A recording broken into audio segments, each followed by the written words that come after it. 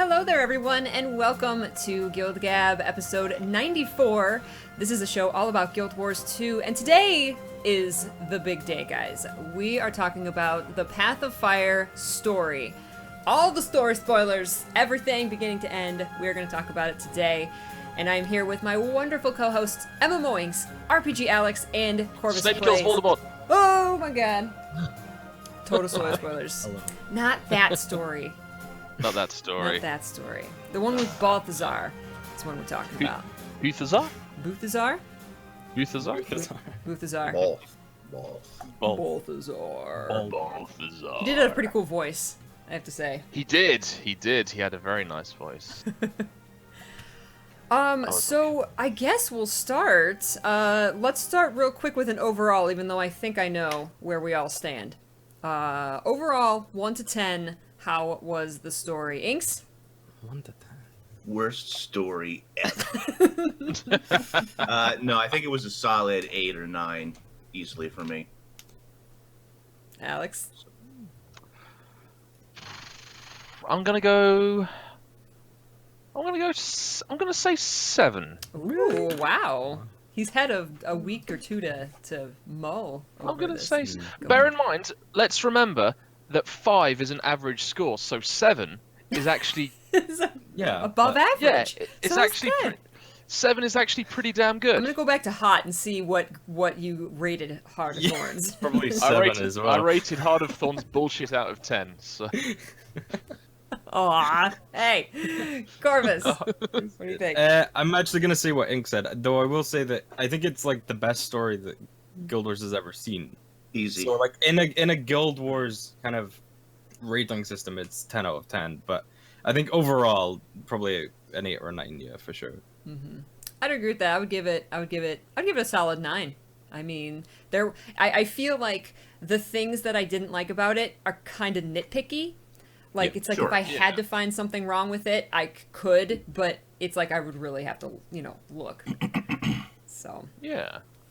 So yeah, I guess we'll start at the beginning. There was a story instance before, because we all played the demo, and you go right into the Crystal Desert on the airship. There was an instance before that where you meet up with Ellen Keel, you talk to her, she lends you the airship, you get to talk to Farron and some of the other characters, that you've met and in the Captain's Council and stuff. I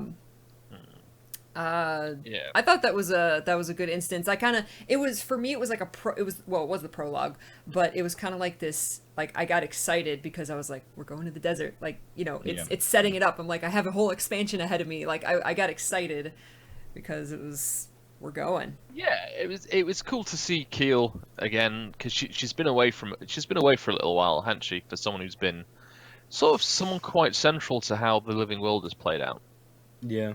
And it was good to see her again, and we had a bit of a chat. Timey turned up as she's wont to do, and they made great quips at Timey in the story. Like she even says, like, "Is that narcissistic Asura?" Yeah. She's like, I can hear you. It's so great. Yeah, I really did like that. Actually, that was funny. I think overall, we could talk about Timey for a second. Overall in the story, Timey, she was in more of a background role. She wasn't right there and scruffy next to us the entire time. But she was communicating with us. I think it was a very, very smart move to only have her communicate with us basically when we communicated with her.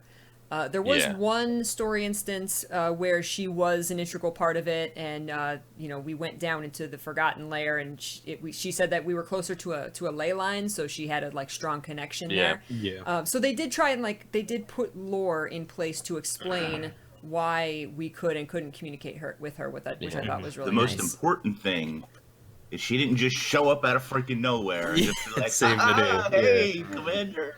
You did all this hard work, but I just circumvented all of it, which I was really worried. I had a couple of people say, and obviously they were trolling me, I think, but but they were trolling me where they were like, oh, she just shows up. And I'm like, oh, please, God, no.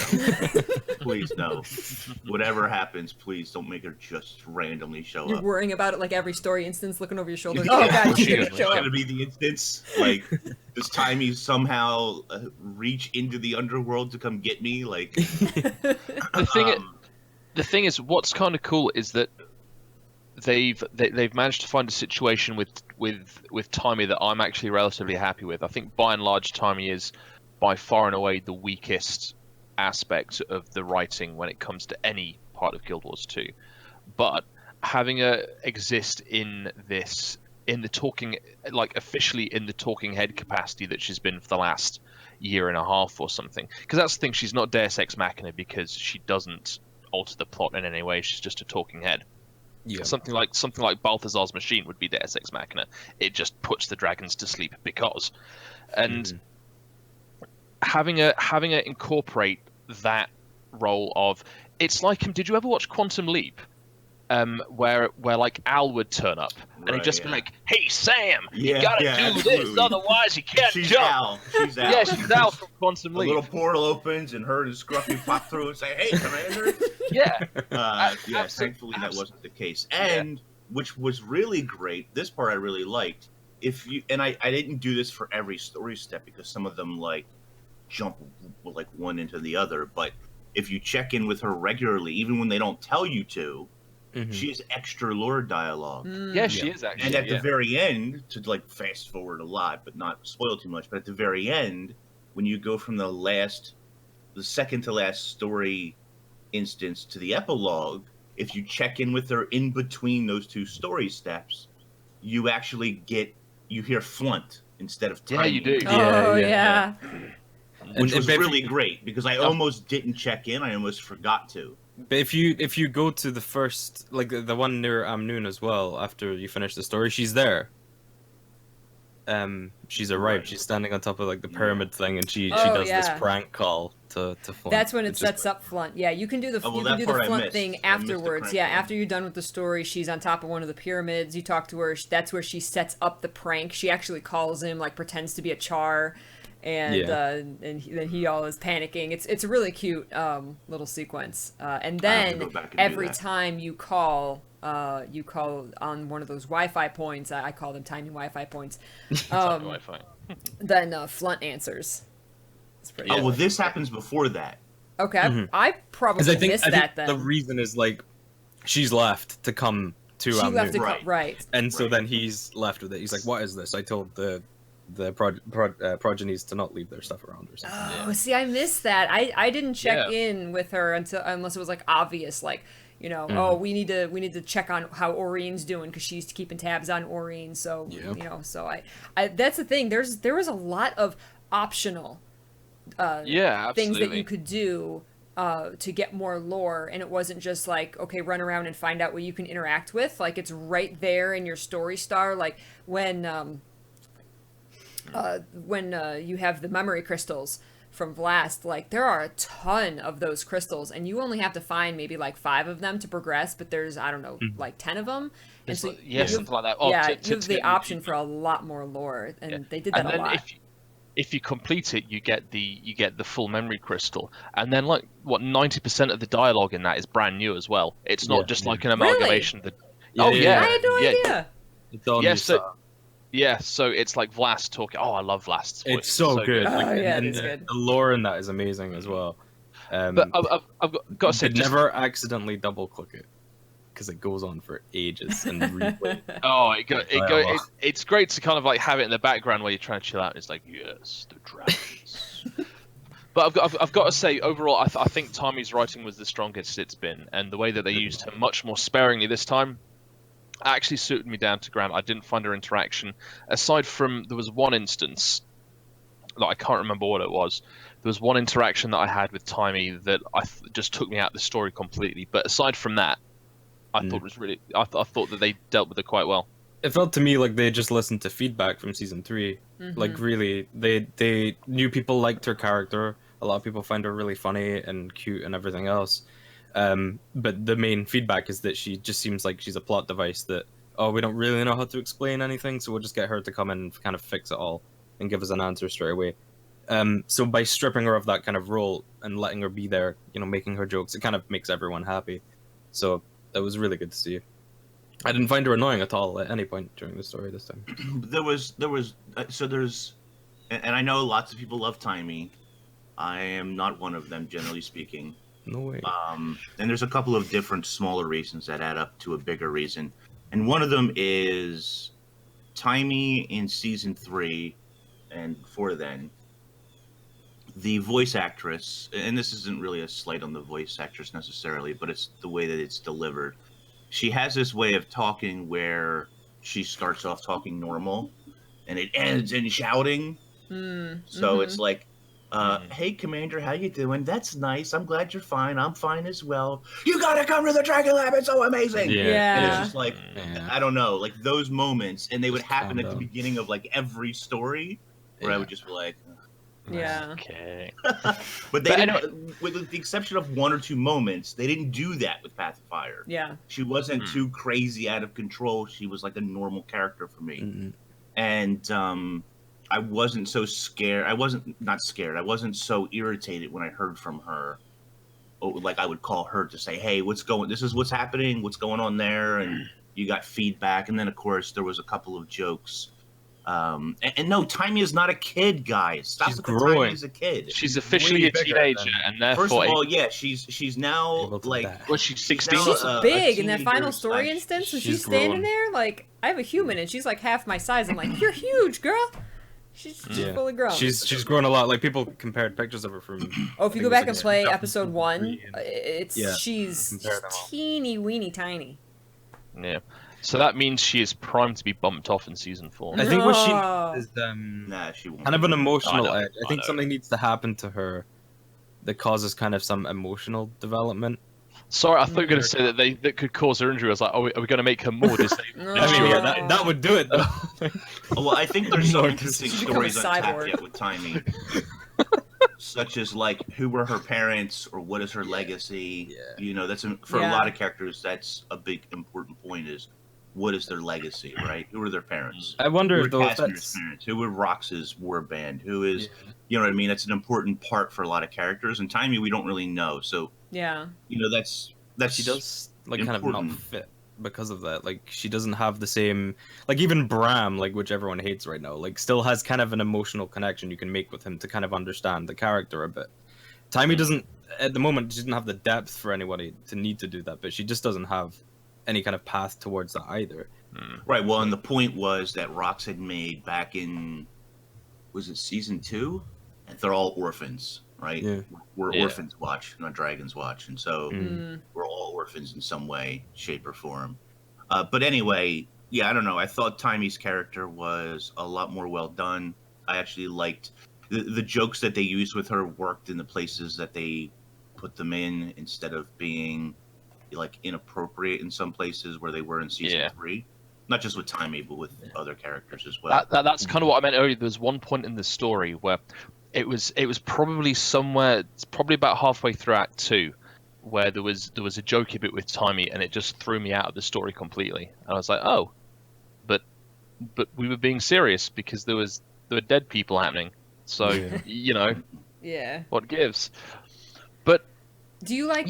Do you guys like overall? Because obviously they focused on Ritlock, Casimir, and Canuck. Do you think that was now that you've played it, do you think that was a smart choice? I definitely. I think they're the 3 strongest characters in our guild. Honestly, it was kind of a no-brainer.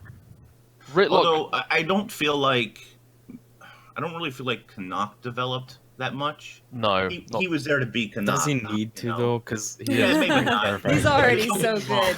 They did give him little personality things, like because he's free now. He was gambling at the casino. He was betting on our life and stuff. So that all was great. There's a little bit of development, but compared to Casimir and Ritlock, obviously he's the minor of the 3. Kind of a comedy character as well. Like largely was there to kind of make little remarks. But I think like on some levels. It's going to be interesting in season 4 because are we going to continue with the same 3 characters, or does Casimir get replaced with Marjorie now, or does Ritlock get replaced with Bram at some point? Casimir does, and she gets stuffed inside a torch. What? And then Jorah comes to scratch. So yeah, I don't know. I thought it really worked, and you know, I've said for a long time that one of the issues with season 2 in Heart of Thorns was there's too many characters. There's so many characters that you can't spotlight on any of them, and they don't really grow, and that can be frustrating. And so even season 3 seen a little bit more diminishing, but I think for Path of Fire that really helped the story to have a much smaller cast of characters that was going to tackle this. And it did work. It did work for sure. Oh, yeah. But it's hard to balance because like the story in Guild Wars is so kind of world shaking, you know, like the dragons or a god. It's like it becomes less about like you kind of have two options of making your story about the characters and their development, or making it about like the events happening and it's the characters within those events. And there's kind of not much time in Guild Wars ever really for just straight character development or like kind of them expressing themselves in any way outside of we're in a bad situation, they're going to say this one line which kind of references this stuff, but it's never enough. So I think they made they did strike a good balance on it this time, and they chose the strongest characters they could have because they knew they wouldn't have time and room for developing characters like Bram and Rox to a point where we would care that much about them. So hopefully in the seasons and future expansions, the focus will shift probably to Bram and Rox and things like that, and we'll kind of explore them a bit better. And I think the fact that we got Ritlock in, otherwise the community would have mutinied. Oh my god, yeah. It's like when we finally got Ritlock's kind of story arc, I was like, oh, that's actually like... So are you satisfied with his story arc? Yeah, I think so. I mean, it was a bit tenuous, but I could see what they were doing with it, and it more or less made sense. That the only way that they could have kind of put it together a little bit more was to make a more direct connection between Balthazar and Sahothun. Yeah. Definitely. Because at the moment, like, the current lore is that the Orions presented the swords to Adalben and Rurik as part of like a peace treaty after the Guild Wars, and because they came from Or, it sort of implied that they were infused with god magic anyway. But I think it would have been a little bit kind of a little bit more exposition just to say that it was Balthazar's fire magic that infused the swords. Yeah. I don't think that would have been a tremendous leap, especially considering what happens when you wield Sahothun in the final mission. Yeah. That would have made so much more sense. Yeah, and I've seen. And I mean, like, it was Balthazar that reignited it. Yeah, you know, I think exactly it was kind of like they implied a lot of things in that cutscene with Ritlock in the Mists. I think they really should have spelled more of it out. Like, they should have flat out said, you know, I realize now it was Balthazar's flame. I realize now it was Balthazar. Or even just like, sorry, I'll let you finish. That whole story instance kind of rubbed me a little bit oddly. But as far as Sahothun goes, it would have also made more sense in the final story instance as well. So it's like, correct me. Well, why are we using Sahothun? So correct me if I'm wrong, but so the implication that I got from that story and from the dragons itself is that Balthazar, the gods supposedly, but Balthazar in particular, is a lot like Kralkatorrik in the sense that Kralkatorrik's weakness are other crystal dragons. They're the only things that can really kill him, right? Right. So the reason that we can kill Balthazar is because we have his magic sword, or we have a sword touched by his magic. You know what? That's my assumption. That's because true. Otherwise, I didn't even make that connection, but you're totally right. Because otherwise, the final instance doesn't make any sense to me. I mean, we have Aurene, and we free her, and she helps us, but we're no more powerful. Right. Yeah. We're essentially just YOLOing it, aren't we? Balthazar than the first time we fight Balthazar. Right. We've just got a very shiny sword. Yeah. We've got Sahothun, and we've got a mechanical thing. That's it. But I don't even use the sword when I fight him. I chose to go for the achievement. Dude, it's amazing. I know, but I want the achievement, so I just use my own weapons, which takes a much longer fight. Yeah, you do a lot less damage. And I know that's just a mechanical achievement thing. Is there an achievement for not using Sahothun? Yeah. Huh. It's rubbish. So anyway, and my thing is, like, we are not any more powerful. Right. So the thing that helps us kill Balthazar... Came back from the dead, dude. No, go on. except for the insinuation that the sword is part of his magic, is Aurene. Aurene is there. Yeah. She uses her attack to break his shield, but in all the other instances, he's just like, "What's up, Commander?" Dead. Yeah, or what's up, Aurene? But when we work together with the power of friendship, we can take him down. Friendship and a fire sword. First time, Vlask Friendship is saves magic. us, so okay, you get away. Yeah. The second time, nobody to save you, you're dead. You're dead. And the third time, it's like, oh well, now you got baby Aurene. Well, I'm fucked. I'm dead. See you later. Should we try and talk about this in order because we're jumping Yeah. along. No, we're I jumping realize around a it's little just the implication of Yeah. Even of just a what line Gridlock's in the sword cutscene. meant. Well, Like, that's like, all they yeah. would have needed was one Just line, one line. saying it. I realize now the sword came from Balthazar and it wields his power. And then at the end, when you get to Hothan, it'd be like, we can use Balthazar's own flame against him. That's all you would have needed, and it would have been like, yes. Even I didn't you even know, make that it doesn't even connection need to be as when I played it. heavy-handed. Like it could have just been in the cutscene of Ritlock and the Mist. It could have been like the sword seemed to respond to him, like the stranger back when it was the stranger in the mist. Some like just one line like that. Yeah, and okay, then he so, offered so to yes, reignite it. So that cutscene, Like, exactly. I something. feel like there were like lines missing that really should have been there. And the one thing that I was really uneasy with at the end of that cutscene was, I was like, Ritlock, how could you be so stupid? I'm like, you saw this Him chained up. chained up. He has the power to reignite Sahathan, Right. and you didn't even ask who he was. You just freed him. And I was really uneasy with that. I was just like, that doesn't, like, that's really dumb, Ritlock. So Like, for why me, did you it- do that? Now, I will say, looking back on it, like a couple instances later when I was thinking about it, I did think, well, he did say, I was wandering through the mists for a long time. I lost track of time. I don't know how long I was in there. So something like I was tired, I was hungry, I was exhausted, I just wanted a way out. Like if they would have added something like that, it would have been like, oh, okay. So he was just like, I just want out. It would have been a little bit more understandable. Or if Balthazar, if he said, this stranger told me lies and manipulated me and, something like that. I felt like there was no explanation other than, he just looked like any other spirit. So I didn't think anything of it. Yeah. It'd be fine. What gives? He was It's fine. obviously Any not other any other spirit spirit. Yeah. Like I mean, the Like idea that Sahathan. he had been wandering for maybe time moves differently there, and to him it Oh, had been like sure. a year of wandering. But I and didn't he really finally get that happens from across what this- he was just like, Yeah, oh, like, it you lose wasn't- time in the mists. Yeah.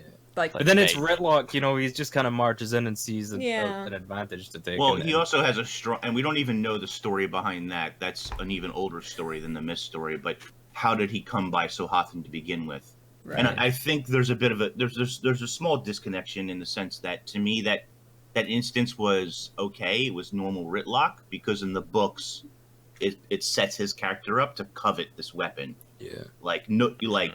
Logan teases him on numerous occasions, like, I'm gonna rip that human weapon out of your hand, and he's Mhm, like, come mhm. try it, buddy, because you ain't getting this weapon. Yeah. You know, That was It's in almost- Meansville. I mean, he jumped into the mists after it. Yeah. Like for all he knew, that portal opening up, taking the sword, could have been part of Ascalon being cleansed. It could have been like a response from it that would have fixed everything. But he still didn't even think of that and just jumped straight in because he just wanted the sword still. I will say though, the idea is that Balthazar reignited Sahathan, and that's how we were able to defeat him, was because maybe it was imbued with his own magic or something. But I think they retroactively updated all other instances of Sahathan in the game with the new model and the new effects and Have stuff. they? I think So so. it kind of, maybe the new souped up version wasn't necessarily Balthazar's own magic, maybe the origin of the sword was like the main thing. Because I thought maybe when it was reignited, it was just imbued directly with his magic, and that's kind of what did it. Maybe the sword didn't necessarily have to be divine in origin. It could have just been that time where he reignited it that gave it the power to do it. Well, in the final instance, it looked way different than it did, and even the new model, had all these super effects on it to make it look super fancy and awesome. But that was only in the final instance after he gives it to us. Yeah. It was I don't know our what- soul that was put into the sword that made it extra powerful. It was because we could do it because we believed in ourselves. That's right. And the Yes, power power of of really friendship. fun to play with, by the way, though. Oh, that It- thing was it so was cool. I didn't even super realize cool. until I looked on the wiki last So night OP. that depending on your class, your profession, you have a different, I think it's number 3 skill. Oh, really? Yeah. Okay. Yeah. I didn't know that. I didn't know that either.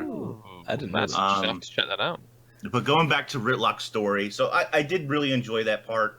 I also liked that later in the story, he expands on his misadventure a little bit more by saying, I've met Glint in the mists, which is a big moment. Oh, for right. Ritlock. Yes. I forgot about that. You're right. He tells us how he And became she, a revenant. and she taught me how to be a revenant. Yes. Mm-hmm. She gave me the power to be a revenant. And then when I came out of the mist, I thought she gave me that power to kill Kralkatorrik. I thought that was my purpose. Yeah. And it turns out that that's not his purpose. So why does she teach him to be a revenant? We still don't know exactly. But just really cool. Just like extra Ritlockness to the story. And I really liked that they expanded even further upon his time in the mists and who he talked to and who he met. They actually gave him a lot more depth than I was expecting. Like, I mean, there was a moment later, which we'll get to, with Casimir, where her kind of emotional struggle with a god appearing kind of was, you know, what's the word? It was, you know, spoken about, you know, like you meet a god in the story, and there's a whole thing with that. But I feel like actually Ritlock, like the part where you're in Glint's lair, you know, and he kneels down, that big snaff, and like there's kind of his struggle with that stuff, and later on where he talks about like how he really needs a win, like, you know, he's just that line got me. Broken. I really need a win, boss. I was like, like I feel like, I don't know, it was, out of all of our like kind of sidekick characters, he was, I think, focused on the most, and He's rightly definitely so. he was the most developed in this story, which was cool. But yeah, I mean, well, yeah, I like Ritlock. It was cool, and it's great that there was. I think he was really at the forefront because there was so much stuff connected to the to a lot of the original kind of story in Guild Wars 2. So there was a lot of stuff to do with. There was a bit of Ascalon stuff. There was a lot of Guild Wars 1 stuff in there, and there was a load of stuff from Destiny's Edge, especially like you were saying when you go into Glint's lair.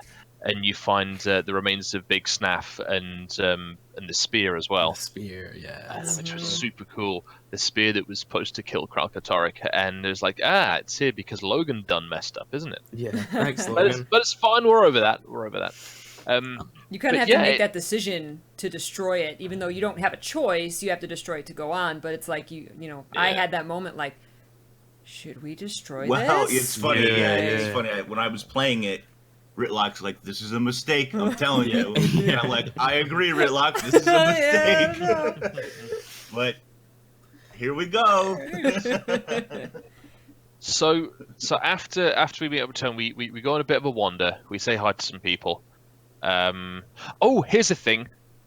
Did you guys choose the Sun Spears? Oh man, our or the first Awakened? Branching storyline, which I'm not quite sure how it made a huge difference in the story. I think there's dialogue somewhere. There's dialogue in the open world the that actually changes right there in the city, depending on what you choose. I chose the Sun Spears. Same. Cool. After much debate. No, actually, I chose none. I wanted to remain independent. You chose nobody. Yeah. I was like, how very diplomatic of you. It's just, I just didn't. But unfortunately, I wish I'd chosen Joko, actually, because the back piece you get as a reward from that is so cool. Praise Joko.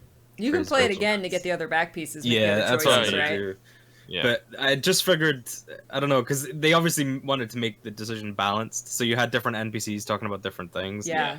And I just figured I'd play it safe. I didn't want to choose Joko. Like, I didn't think my character would have done that.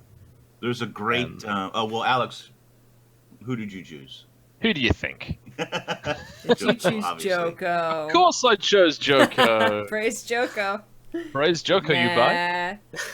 I actually was thinking about choosing Joko because I was like, well, he does have an army. Like, they make a good point. We'll be able to defend ourselves. But then it was Ritlock who was like, you're going to condemn all these people after they die to be awakened. And I was like, nah, I can't do that. Nah. Well, actually, as you go through, you can see... You know, if they were just indoctrinated in the right way, once they stop being the free city, that everyone in Vabi can't wait to be awakened. Yeah, you know? they just sure. They're just like, I want Bonus. to be awakened. Bonus, yeah. So here's the question: if you choose Sun Spears, Casimir has extra conversation with you. Yeah. What is the result if you choose nothing or Joko? I'll have to play it through as on Sun Spears or choose the independent. She seemed disappointed with me when I did it. Oh, okay. I think she does call you aside, if I'm remembering right. She says like, "Commander, a word, please," or something, and then she says like, "I really hope this is the right decision to make, or whatever. We could really use the, God's guidance or something like that." See if you choose. She said something like that. Okay, see, if you choose Sun Spears, she says, I think she says, like, okay, you know, she agrees, because I think that was her choice, so she's like, you know, that's a good choice. She said, we could possibly, she mentions Cormyr, and she says, we could maybe get, you know, help from the goddess herself. It's almost a foreshadowing of us seeing Cormyr. What about Joko? Did she scold you? Yeah.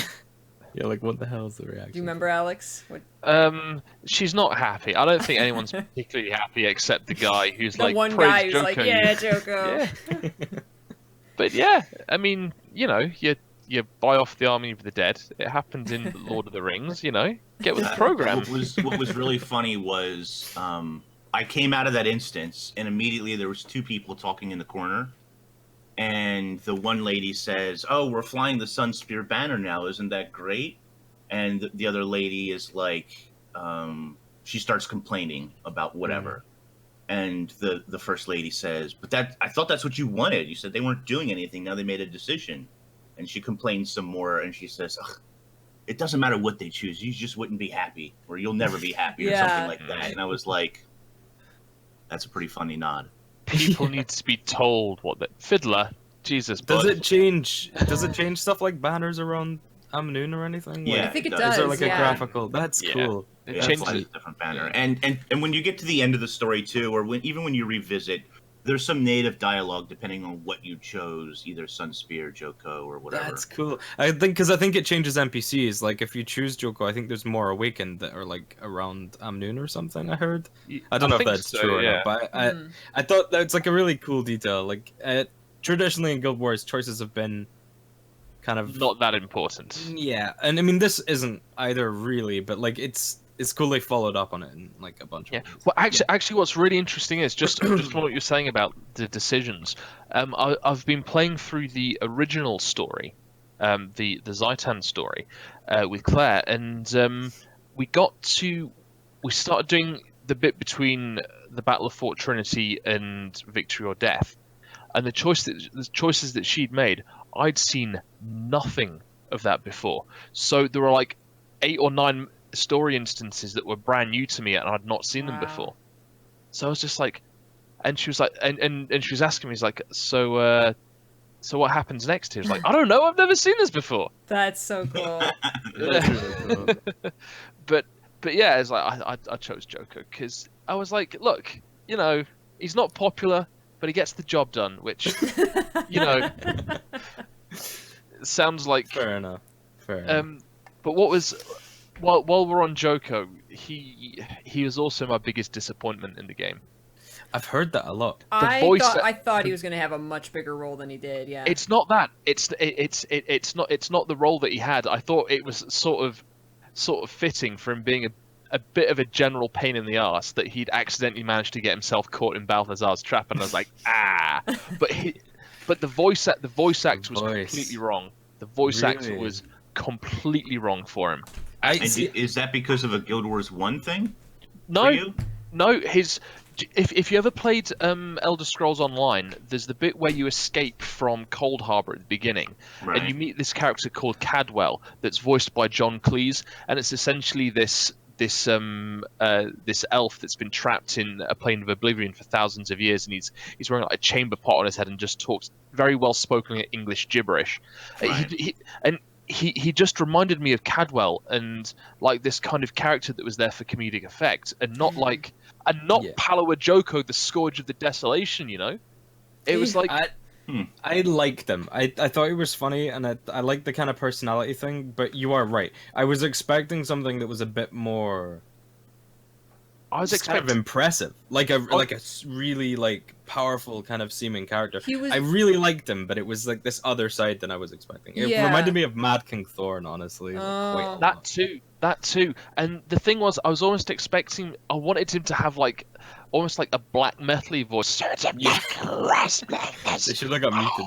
To be honest, I don't even remember his voice. Like it wasn't that. Like I remember the movie trailer guy Exalted's voice more than I remember what Joko sounded like. But I didn't. So for me, it fit, but it wasn't anything like that I was like, wow, listen to this guy. But I was like, it fit. That's funny. What didn't fit for me was, you know, again, the only time you ever see him is through the chains through the cage. You never see him break out. You never even really see him do any animations. Like, he's just standing there in the like normal pose.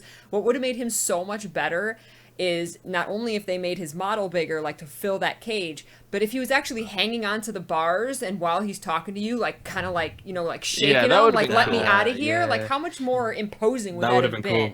than him just standing there? It's like instead of feeling like the eternal god king Palo Ajoko who defeated Mordramoth by slapping him with Zaitan's head, it was like watching Joe Pesci in Home Alone.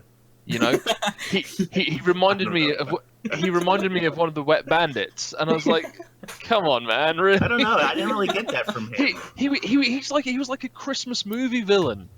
Yeah, really but was. It's funny. But first, it's funny you said about his voice. Like, you didn't remember his voice. I actually thought it was like one of the processing done on it stood out to me a lot, and his performance really stood out to me a lot. I think the voice actor was like really into the role. It might not have been like the best choice, you know, for lore reasons or anything else, but I think that the actor did a really good job. And I'm not it was like almost out of breath because he was like putting so much effort into these words. Yeah, I'm not taking anything away from the voice actor. Cool. I just think that it was. I just don't think he was the right voice for it. I preferred the processing on his voice to even like Balthazar's voice. I feel like too much in Guild Wars they just kind of lower the pitch and add like some kind of the same kind of generic like deep voice. Lazarus, Balthazar, like they all kind of sound the same almost. And so he just, I mean, it was the actors like putting on a different voice, but even the processing felt a bit different. And obviously you're in, you know, the kind of underworld or whatever, so like there's effects going on in the audio anyway. But like I don't know, it stood out to me a lot more than even Balthazar's voice. He should have been Welsh. Why, hello there, boyo. It's me, Palo Ajoko. The valleys of the I was pretty excited with Joko, really. I don't know, his voice actor didn't really bother me that much. I didn't really put much thought into it, to be honest. And I like how they've sort of set up the story. In season 4, he's obviously going to escape. I hope so. That's not going to be happy that we took his army for a spin and, you know, misrepresented him and didn't let him out, so he's not going to be a happy camper. And... But maybe if you choose to, like, if you choose Joko in the first instance, he's like, "Oh, thanks, you've helped me invade Amnun or something." I don't think he's going to care. I think he's going to be pissed. We directly defied him himself, not just his armies. I mean, we you know, that he's going to be mad. That's going to be cool. And then we stole his army. Yeah. Which was like one of the coolest missions ever in Guild Wars. Like the RTS thing where you have to like coordinate the mummies and everything. Oh my god, it was Peakman. I felt like Peakman. I was like, "Go, my little minions!" Yeah, it was like so much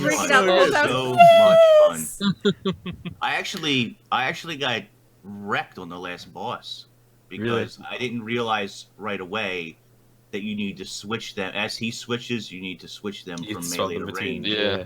So a lot of them got, and I also didn't take out a couple extra guys I should have before I even. I had to retry from checkpoint a couple times. Yeah, really? Go back and find more zombies or awaken. It's kind of. It felt like Guild Wars 1 to me a wee bit. Like I was going around finding these roaming groups Did you of feel like mobs an old school minion master? I was, no, honestly, it made me so sad that like that's not what minions are like. Like it would have been so cool.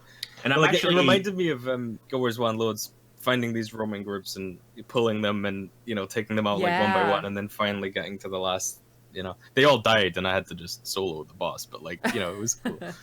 What? I had like, I still had all of mine by the time I got to the boss. But they respawn, so like... They do respawn, I just went to pick them up again before I went out, so it looked like I'd done it. No, it was great. I mean, I got the achievement for having like 15 of them. And then like I don't know. I mean, so someone in chat said that it was challenging, but once like I died a couple of times at the beginning because I was sort of like figuring it out. But once you got the hang of it, I just cheesed through the rest of the instance. It was just so fun. It was like, so yeah, fun. it was great. I didn't really care about the difficulty. It was just like I just took it slow and like, okay, I need to kill these guys. Let's take this pack out. Okay, everybody come back to me. Yeah. Okay, go take this group out. Okay, everybody come back to me, and then we move on, right? I did a lot of that. I really just took my time with it because I was having so much fun controlling the guys, telling them what to do, figuring out exactly how. Unfortunately, I figured the bomb mechanic out at the wrong time, so I didn't get the bomb achievement. Oh, No, yeah, I gotta still need to go too. back and do that. Yeah, I don't mind going back and playing it. It was a fun instance. My really. my initial 4 Awakened, I accidentally like held the button down on the bomb and like just blew them all up, and I was like, oh crap, no. Well, there goes my army. I'm like, I hope there's more. Oh no.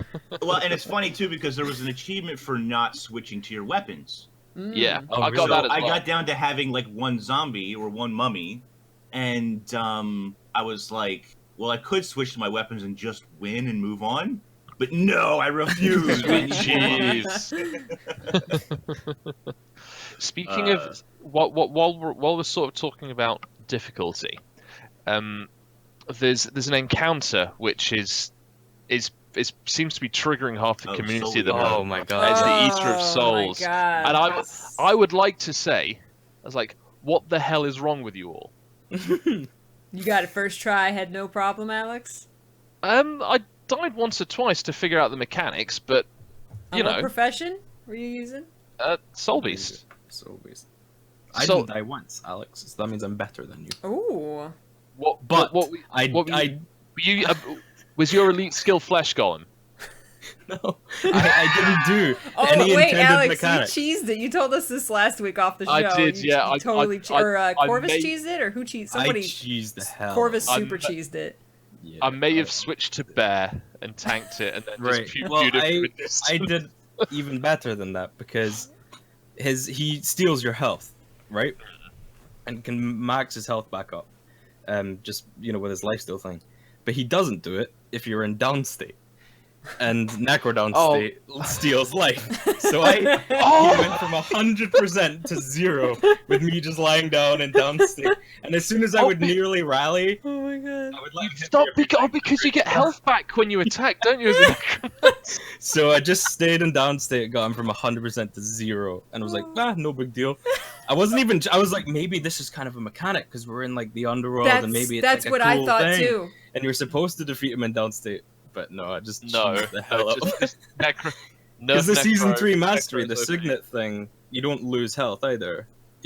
When you're in down state, as long as you don't activate the 5 skills. So I just easy as hell. Yeah. I know that my wife had some issues with it. She was trying to kill him from range with like a longbow and a ranger and on a druid, and I don't know if somebody had said that there might be a bug where he consumes the pet to get back to full health or something. I'm not sure I don't know if that's true or not, but I know that she had some problems, and I just helped her switch a couple of things around in a build and basically go to Greatsword and just sit in his face, and every time it comes up, just hilt bash and then maul him again.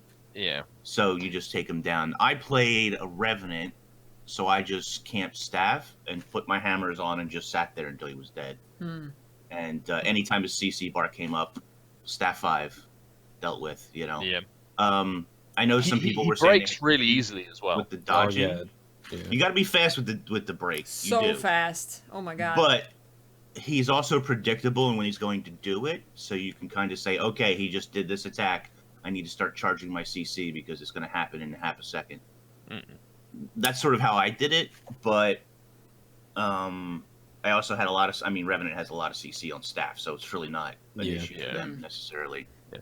The other thing was people were saying you need to like dodge at the right time or something. I didn't really get that down. He just, no matter how or when I dodged, he just seemed to like either fill up or then he'd ray me and fill up. So I just sat in his face. I was like, I'm not going to run away from you. I'll just face tank you and we'll sit here. Well, I was in the camp that this guy was a pain in the ass. So I was on my Firebrand, of course, not really properly knowing how to play Firebrand. He would just take all my life, or he would kill me. I was trying to keep my distance. It wasn't working. Like, I was just trying everything. I was sitting there. I was like, maybe I have to be in downstate.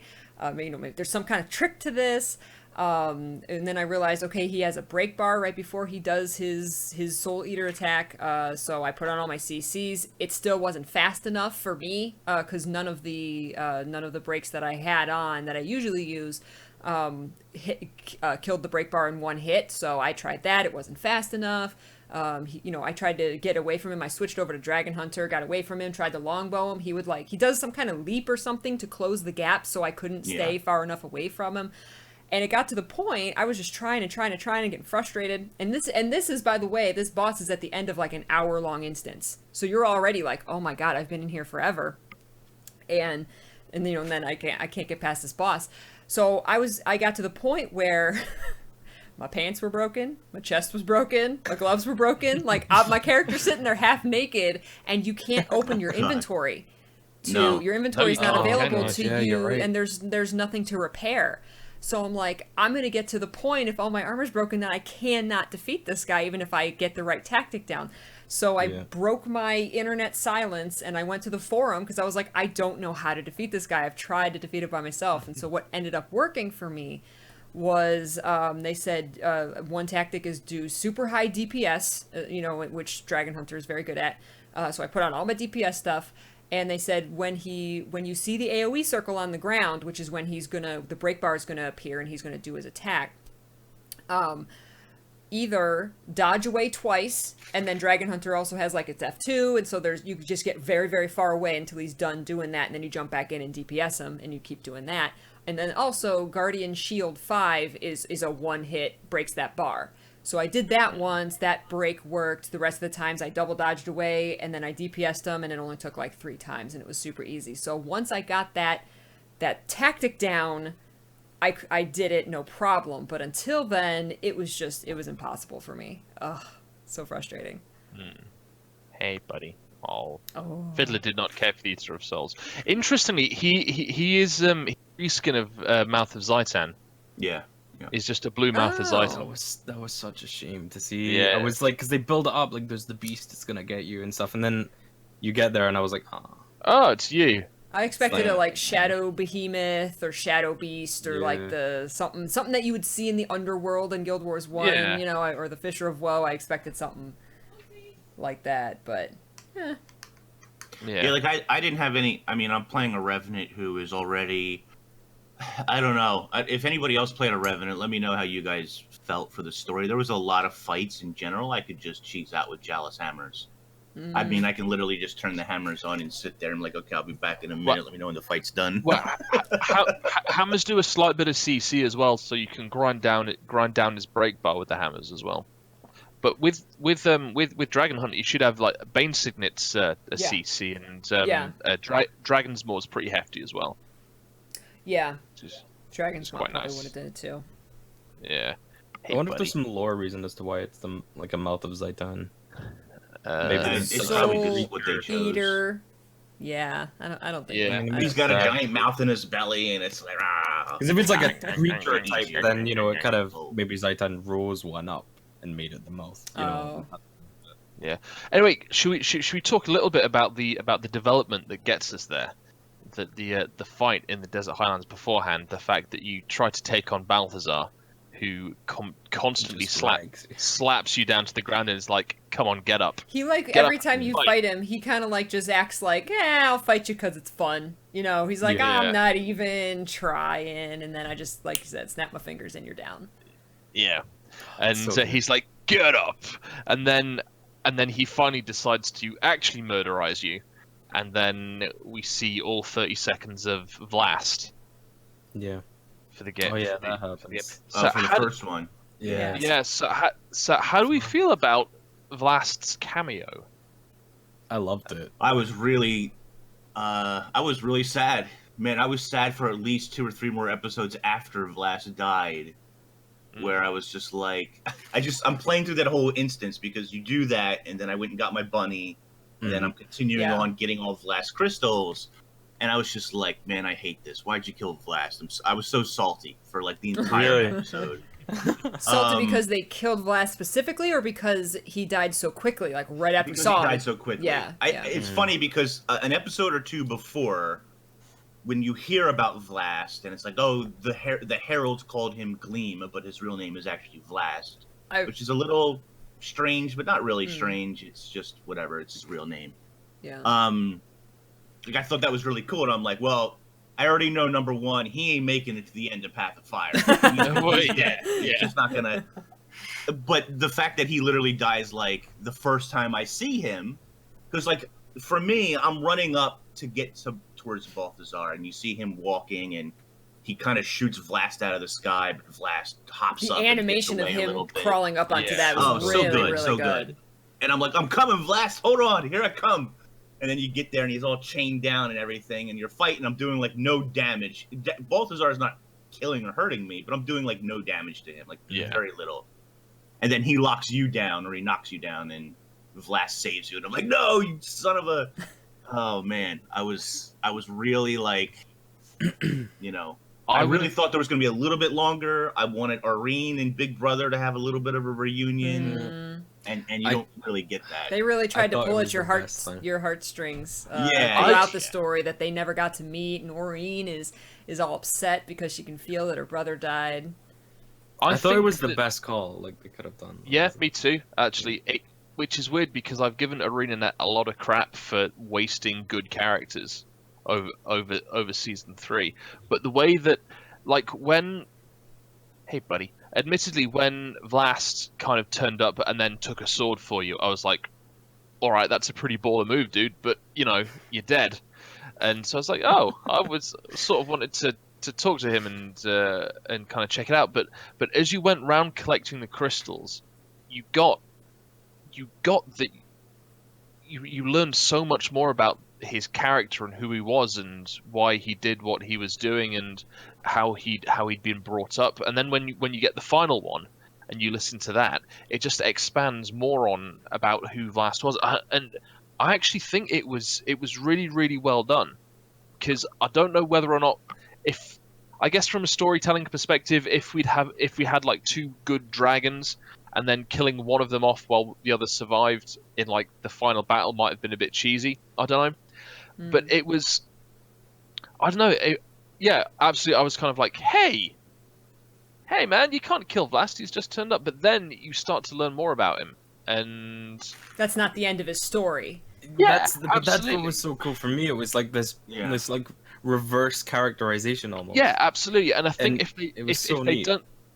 if they'd done it the other way around, the way that they had done it, like you learned all about Vlast through the crystals, then you met Vlast and he died, that would have annoyed me some more, because they would have built up the characterization and then offed him, rather than create this retroactive character through the crystals. Yeah, I agree. Like, that would have been way worse if they had done that. Like, oh, cool, they build him up and hype him up, and then we see him for 2 seconds, then he's dead. Like, what the hell? This way, there's mystery that you're then excited to find out about. Like, who was that? Like, you know, all this kind of stuff. And I don't know, it was really cool. And I think having 2 dragons at the end would have been a wee bit cheesy. And then if one of them had to die there, it would have been a bit... I don't know, I just thought it was really cool through the crystals and then learning more when you're in the kind of, you know, like the golden city that's like been abandoned and stuff, and you're listening to the kind of recordings there. Like, it just expanded on all this stuff, and I liked hearing of it, all of his like internal stuff. And what's cool is that you see that, you know, it's there, and then he dies and he helps you, and you're like, whoa. But then you find out about like how he's been struggling, and he just wants to get out there and do something. And what it does is take like a part of the story that you experience quite quickly and keep applying more meaning to it, because you realize what was going on in his head, what he was thinking. He just wanted to get out and stop being forced to stay inside and learn stuff, and you just want to help. And so it kind of, I don't know, there was just layers that kept getting added to that one story step, even, you know, hours later. He was really cool. A tragic character, because he's been a character in our minds. The community who really pays attention to the story, played Guild Wars 1. You know, he's been a character in our minds for so long, and then to get all this characterization, I was hoping we'd see Vlast. We did see Vlast. That was like my first shock moment in the story, was when the NPC started talking about, you know, Gleam and Vlast. I was just like, oh, we are gonna see Gleam. I was so excited. And then we just learned so much, and then we died. And then we learned so much more about him, this tragic character. Which brings me to a question. Why do you think Vlast jumped in front of us? Was he prophetic and he saw that, like, we were the ones that were going to defeat Balthazar and save the world? Or was it a selfish reason and he didn't want to be a part of... He didn't want his life anymore? I think, well... if he knew that we were going to kill Balthazar, then he will have known he had to die then, or he knew that we were going to probably be fine.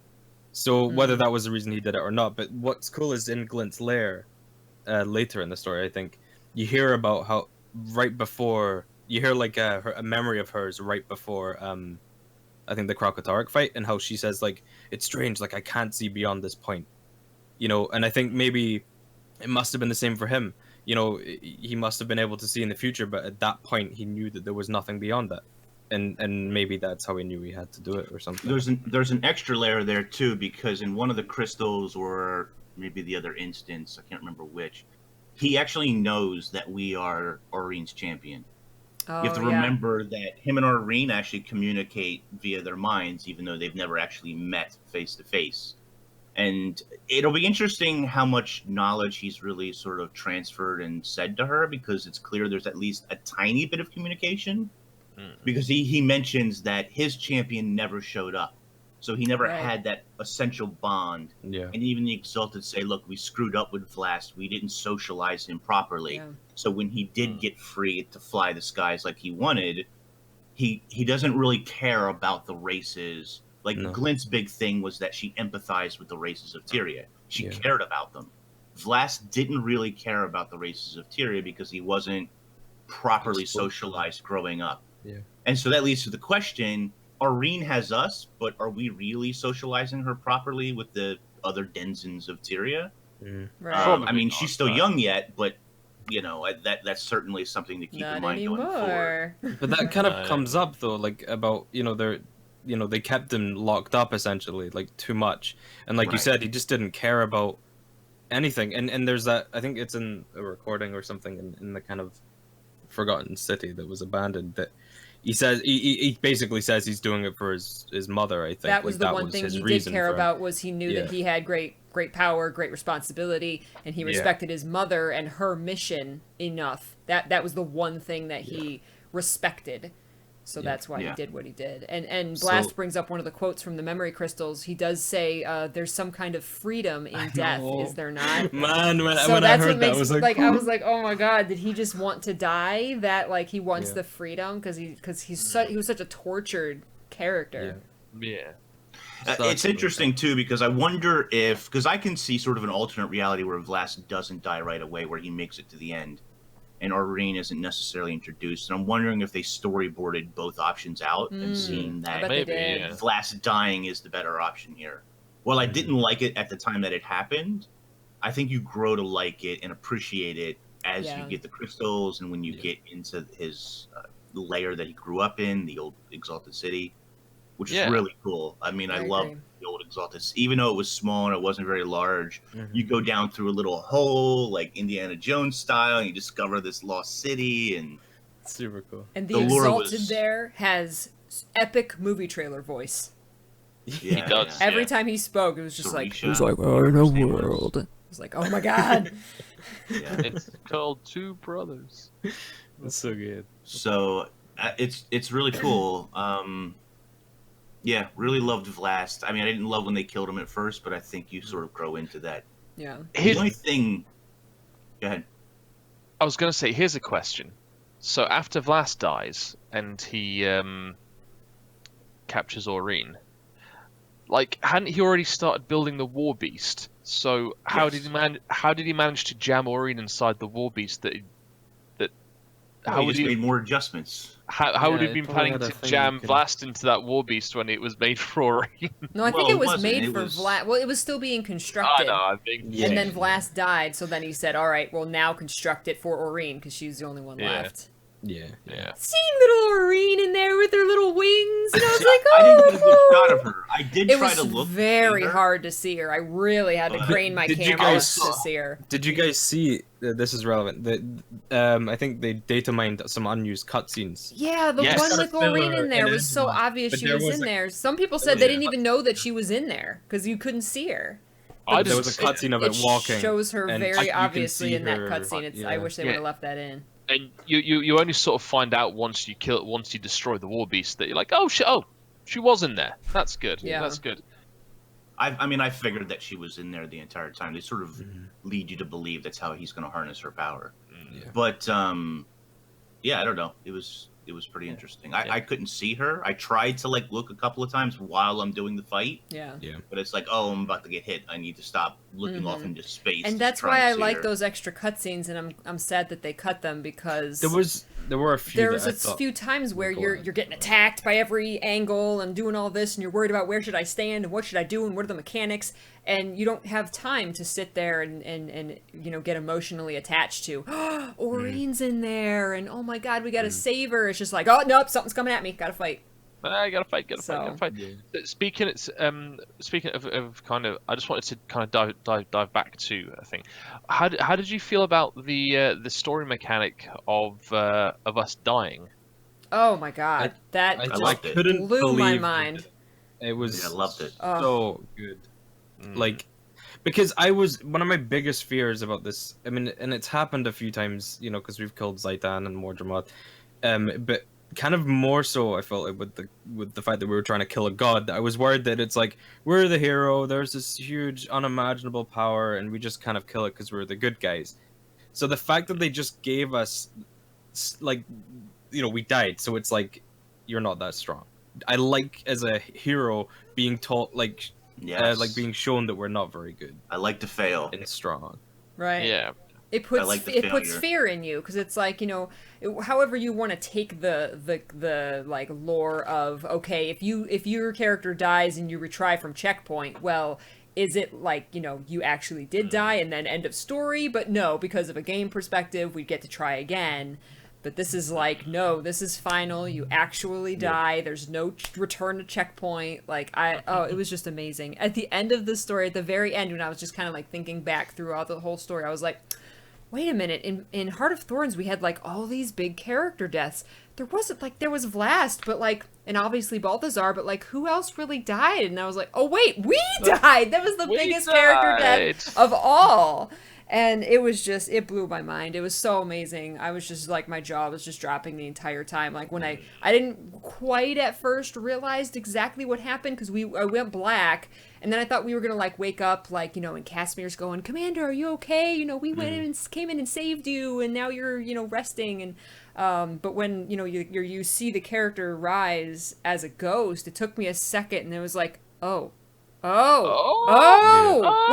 died. The only thing with that is they can't pull that trick again. It's a one-trick pony. Yes, right? Yeah. Yes, very true. So going forward, it'll be interesting to see if they can find other ways for us to be a total failure in the story. I mean, the story ends up with us succeeding, so we know that, at least for an expansion, for Living Story or Living World, it's a bit different. But for an expansion, you can't end on a failure. I guess you could, but I don't think that they would end on a failure.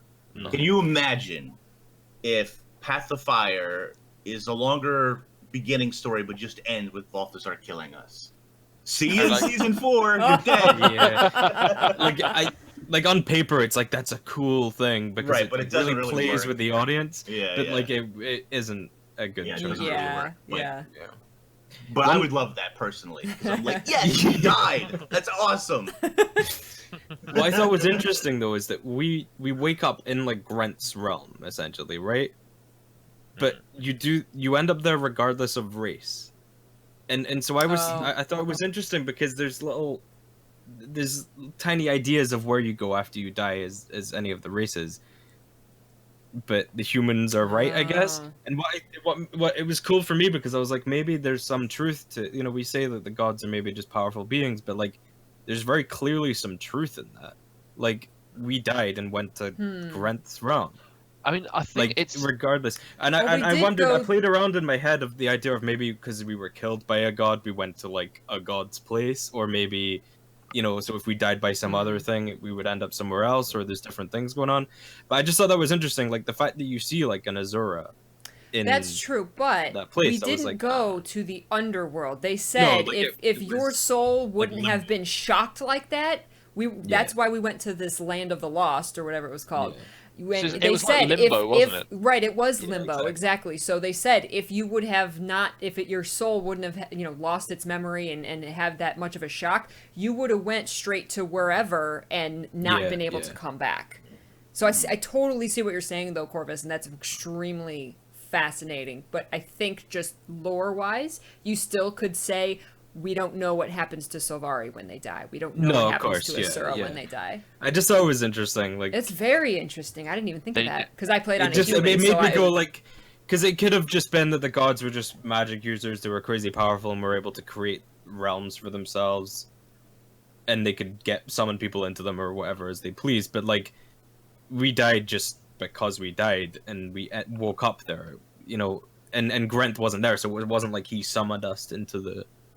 And maybe he just ruled over a realm that exists for everyone anyway, and kind of made it his own, even if it wasn't. But it was still interesting. Like that, if that was true, would still be cool and interesting. Yeah.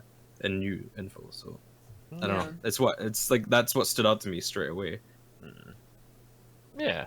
And there were other spirits in there running around who were Char and Asura and Sylvari, so yeah, it's all sort of tied together. I mean, we saw it in season 2 that there's more than likely a direct link between the Eternal Alchemy and the Undead Dragons and the Mother of the Pale and the Pale Tree as well. But I guess that, you know, because the Pale Tree is essentially a Mordramoth minion, that's where that ties. The cutscene we get at the end of the Forgotten City or whatever. Yeah. Which it basically confirms. It confirms the theory of creating replacement dragons. Yes. Yeah. And that whole thing, and you know, it showed the orbs, and then I was like, oh, dude. Oh my god, I've called that. So I've been saying that for years. That we need to Aurine's going to replace and be a battery for the other dragons. So let's talk about that a little further, because their plan was to have. I mean, it felt like their plan was that Vlast and Aurene would replace the Elder Dragons because they're a better control mechanism than what the dragons are. Yeah. But there's how many dragons? 6? 6. Yeah. There's only 2 and it seems like they wanted to kill. Like they tried to convert Kralkatorrik, which failed miserably. Right. And they were like, okay, we can't convert Elder Dragons. Plan B. We got Glint. She's gonna have 2 babies. That's 3 out of 6 replaced. But like, is she supposed to just keep laying babies and replace all sets? The timeline was a little confusing there because, I mean, we saw her. She had her babies already. She had her eggs, and then she had Vlast in Guild Wars 1, 250 years ago. And then it was between that and Guild Wars 2 that they fought Kralkatorrik. So now, granted, she's prophetic, so she could have foreseen, I'm going to need scions. So she starts babies early, right? She starts having babies early, and then Kralkatorrik's conversion fails, and then she's working with the Forgotten to, before that she's working with the Forgotten for this plan, but at that point, Mordramoth and Zhaitan are still alive. So were they going to infuse and have those two? They were going to infuse Aurene and Vlast and have there be 8 Elder Dragons? Like, and it was after Glint died that Mordramoth and Zhaitan died. So then it was like, oh, well, let's replace those 2 and then make it 6 again and make it nice and even. But now Vlast is dead, so the timeline's a little messed up. Yeah, because it's what made me like, was that cutscene talks about how 2 of the dragons, like, kind of unexpectedly were slain. And that was obviously our actions in Heart of Thorns in the core game. So, because I wasn't sure, like, I was expecting that cutscene to be, like, kind of set ages ago. Like back with Glint and the full plan, but obviously that happened and was mentioned there, and it was unexpected. So I was like, so maybe that's like more recent, like that kind of the plan that was explained to us. Yeah, the Exalted are still trying to make her plan work out in after her death and after the death. Well, it's not even her plan; it's the the Forgotten. It's the Forgotten's plan, which is really interesting. That's a little bit more in a second, but it feels like their original plan was convert Kralkatorrik. That failed. Convert Glint. Okay, success. Now we can take Glint and replace Kralkatorrik. I think they wanted to kill Kralkatorrik, have Glint replace him.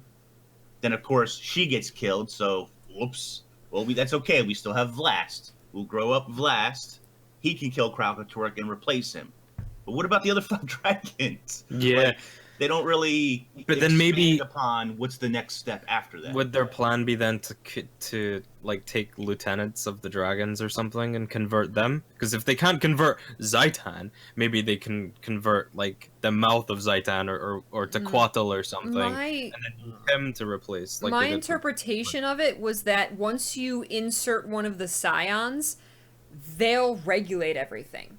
Right. Because they go in there with a mission. They're not just a force of nature. They have intelligence. They have a mission, and so then they will regulate the magic and keep it so that, you know, basically what I've been saying for years is keep feeding magic into them so that they never wake up. Basically, they just stay dormant, and the magic keeps flowing, and there's a balance rather than the magic seeping out. They come out to eat it, come back down. The magic seeps out, because that's the problem.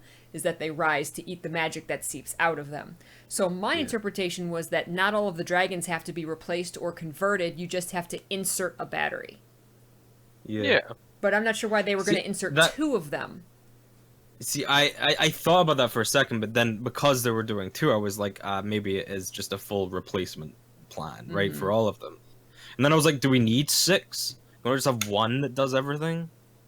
Like, but then there's the balance with the orbs and everything, like the spheres of influence, you don't whatever need they're called. So I was like, okay. You don't need 6 if the one battery is able to drain the other dragons, keeping them permanently asleep, which I think is what the story is going to put into place. But Aurene needs to grow up more. She takes the place, and then she can regulate the magic then there's 5 altogether. Right. But that's what I thought. You need that then I was 6th like... entity, because it's losing entities that the magic's unstable. Yeah, I guess. Well, and now it's even worse, because Balthazar is dead. His magic goes everywhere, mostly Kralkatorrik and a bit to Aurene again. Right. Yeah. So, but his magic... And then that's god magic versus dragon magic. Well, no, his magic... So that part is a little bit weird as well. Yeah. He doesn't have any god magic. Supposedly the gods took that away, which we can talk about that confusing situation. It's primordial. He has bloodstone magic, which was just magic the gods had taken away from the humans, and he has dragon magic because he took both Jormag and Primordus's energy levels. Yeah. So, yeah. But because the dragons obviously regulate stuff, but I wasn't sure if it's just that, like the magic regulation is their big like role in Ontaria, but like the whole Omad's machine thing with the spheres of influence, I wasn't sure if that's like kind of bigger picture than just breathing in and out magic, essentially. I think maybe it there is is like a role that they have that there's like hurricanes and they're damaging stuff and they're eating and sleeping and stuff, but maybe there is a bigger role here that's like beyond our comprehension, like a kind of like a universal thing that they're doing with the kind of spheres of influence thing. But maybe not. Maybe it is just regulating magic, which is right. So this brings us into the next conversation, and that's about Balthazar and what the gods did to him and his magic. Right. So he's in the mists. As Gears to Gnome says, he's got at least a little bit of magic because he's able to reignite Sahathn. Right. Yeah. But he doesn't have enough to free himself. Right. The gods somehow stripped him of his magic without killing him. Although they never say that. Cormyr never says that. She never says we took his magic. She says we stripped him of his title and his position. She never says we took his magic. So he was. It's like Abaddon. They didn't take Abaddon's magic, right? They just imprisoned him. Yeah. I just don't know how that really works. My God, Lord, which they don't explain, obviously. It's kind of like I assume that the chains were magical or some plot device in order that he could no longer use his powers. I mean, there's you see kind of enough of that kind of thing in fantasy anyway. You see like a Tataral in Malazan, like or like this anti-magic metal, that kind of thing. Right, but in season 3 he talks about that his light has been dimmed. Yeah. Yes. Clearly underpowered. Right. I definitely interpreted it as his magic was stripped of him. But maybe there's not completely. Maybe there's something that happens like when you ascend to godhood and like officially. Maybe you're granted a bunch of stuff, and just by being stripped of the title, maybe you lose a lot of maybe.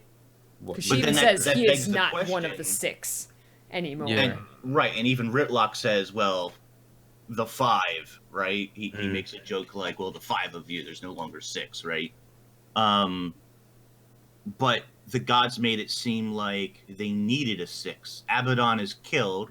His magic His magic has to go right. His magic has to go Doom somewhere. and Grenth as well. And we all know where his Cormyr magic takes went. on Abaddon's magic and converts it, and she becomes. It's me, boys. Come in. That's like the most perfect impression. So you kill Balthazar, and the dragons consume his magic. But now there's not a 6th god. There's only 5. There is no god of war and fire. Right. It's a bit odd. I don't know. Yeah. I started thinking Casimir was going to take his place. I really strongly after that Cormyr instance. I kept. There was all those. It's gonna be Casimir. There's all those people saying like Ritlock should be it. Like there's that bit where Cormyr says something like he's responsible and that has to be repaid or something, right? I was like, oh, maybe he has to ascend, and that whole Achar god. But Ritlock can't be. He can't become a god in the human pantheon. Is that racism? I hear, Alex. It is racism. It's charism. But I thought there was this line though when Cormyr's talking to you, and she talks about how all of the gods like shunned him and whatever, and she says like even Lissa did, like it was something that Lissa like turned against him, was like kind of an interesting big event that was surprising. And considering he used her mirror to disguise himself as Lazarus as well, like there's like quite a few times in the story there's been this kind of threads being kind of sewn between Balthazar and Lissa that kind of what if Balthazar hint at and some Lissa allegiance were, or some connection there. What if they were like lovers or something, and like they ended when he stole the mirror to? Maybe that's why he went mad. Maybe she broke up with him or something. Yeah. He just went, I'm gonna keep her mirror. This is the last thing I have of hers. Yeah, I think I left my mirror over your house. No, I haven't seen it. I don't know what you did with it. Come over and look if you want. No, Come search my realm. It's fine. I genuinely think it's entirely possible the next God of War could be a scion of Balthazar and Lissa, because we've seen it before that Grenth is quite cool. Isn't Grenth Doom's son? No, it's something to do with Dwayne, I think. Is it Dwayne's son? Yeah. Dwayne's son. Yeah. So favoritism there. I mean, it was the child of Dwayne. It was a mortal sculptor. Yeah. The first god Dwayne! Oh, Guild Wars 2. But either way, I thought it was. I really liked that instance. I really was hoping to see the different gods. I really wanted to see them all, but I was very happy to see Cormyr. That was oh man, that was cool. Great instance. And I loved that kind of as she was floating around and kind of showing us how Balthazar went against them and stuff, and we actually saw the events of Nightfall. We saw characters that represented the characters in Guild Wars 1. That was so Primeval cool. armor. Especially the bit where Cormyr YOLOs and takes the god power. They put that in specifically. Yep. One of us must sacrifice ourselves. See you later, folks. There's such a lot of little touches as well in the game that, it's the little dialogues and stuff as well that I fall in love with. Today, we're talking and we're like, well, how does this work? And there's questions and whatever.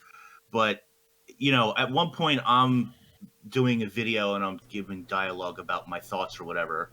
And the flying books just go by and I'm like, Yeah. I'm like, flying books? What? Those books were so cool. That's amazing. Flying books. The library is the best level in the game. Oh, it was stunning. Easily the best map in the game. It's beautiful. And it feels there was always this one experience that I had in MMOs, and that's the first time I played World of Warcraft, and the forests just seemed just huge. It just felt big. And that map is the first time that I felt like that again about a map in an MMO. Just that sense of scale, and I was looking around, and I was like, "Oh my god, you could go everywhere, and you can." Yeah, it's just a shame that mounts don't work in instances, or you could just fly the Griffin around and explore. They work in it was the curtains. instances. What? Yeah. I was riding my raptor around the library. Yeah. Of course they do. Yeah, dude. I think during the first part of the instance you can't use them, but after she leaves and you're free to go collect the books and stuff, then you can use them. Yeah, go for the So achievements the first and part stuff. was like, But just to go back to what I was saying before, like this Lissa thing, Ben Lubar in chat said that it's the bit where Balthazar's cursing the names, like I'll get payback, like when she's recreating when he was stripped, and he's like Granth, and he mentions all of the gods' names except for Lissa's as well. So, But he's cursing them. Wow. So it's just another little hint. do you think they're lovers or she's his sister? Both. Well, she's two people. So Both. I would Game of say Thrones I up would in say here. lovers. Get some real Lannister stuff going on. But what's interesting is that what I thought particularly interesting was that Cormier directly referenced almost like a second exodus of the gods. Like, so the first exodus was from Or, where they just went and flapped off into the mists or something. Right. But like Cormier was talking about a second exodus, a more permanent exodus, about that they've instead of like just kind of chilling out and just going, oh, they're praying to us, whatever, that they're actually leaving for good. Right. That's this time, right? That they're like the others have already left. Cormier stayed behind to give us this message, and I was like, I love that. Where the hell have they gone? Right, I love that they. Well, here's what's okay. So when they left Or, because they were living on Or among the people, like themselves, and then they left. But in Guild Wars 1, they've already left, and we could communicate with their avatars, right? So we're still in communication with them. Then So they're in the realms, but they're not That's what. Yeah, really- exactly. Right. They were in their own realms, but they were still connected. To Tyrion. Right. And then between Guild Wars 1 and Guild Wars 2 is where they go silent. There's no, there's no communication.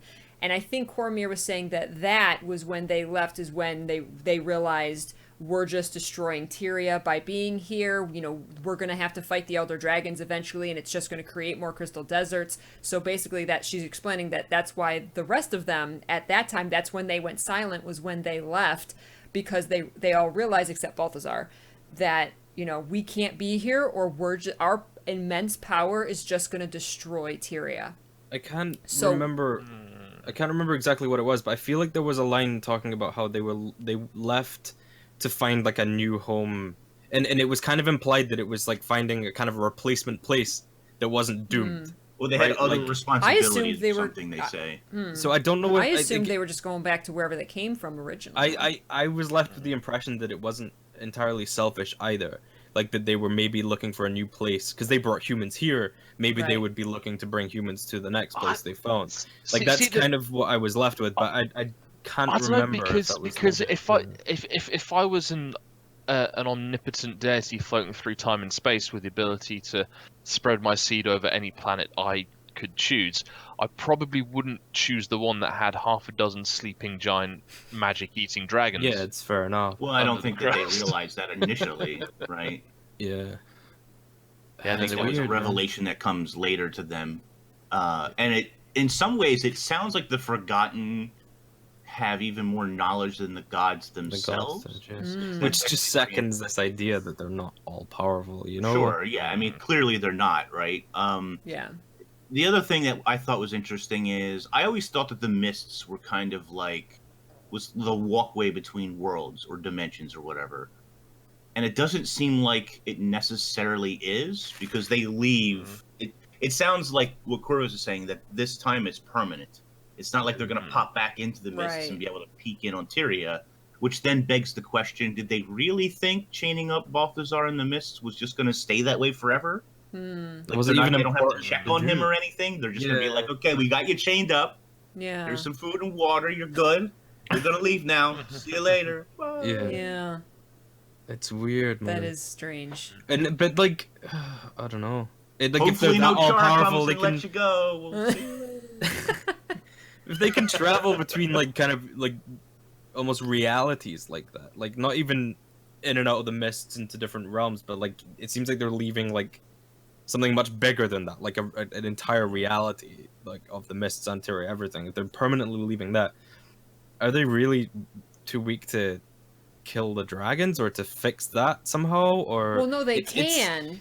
They can fight the dragons, but it would mean destruction of Tyria, because it's two gigantic powers coming together to clash. Yeah. That's why the Crystal Desert is not the Crystal Sea. I mean, like, could they not fix that problem though?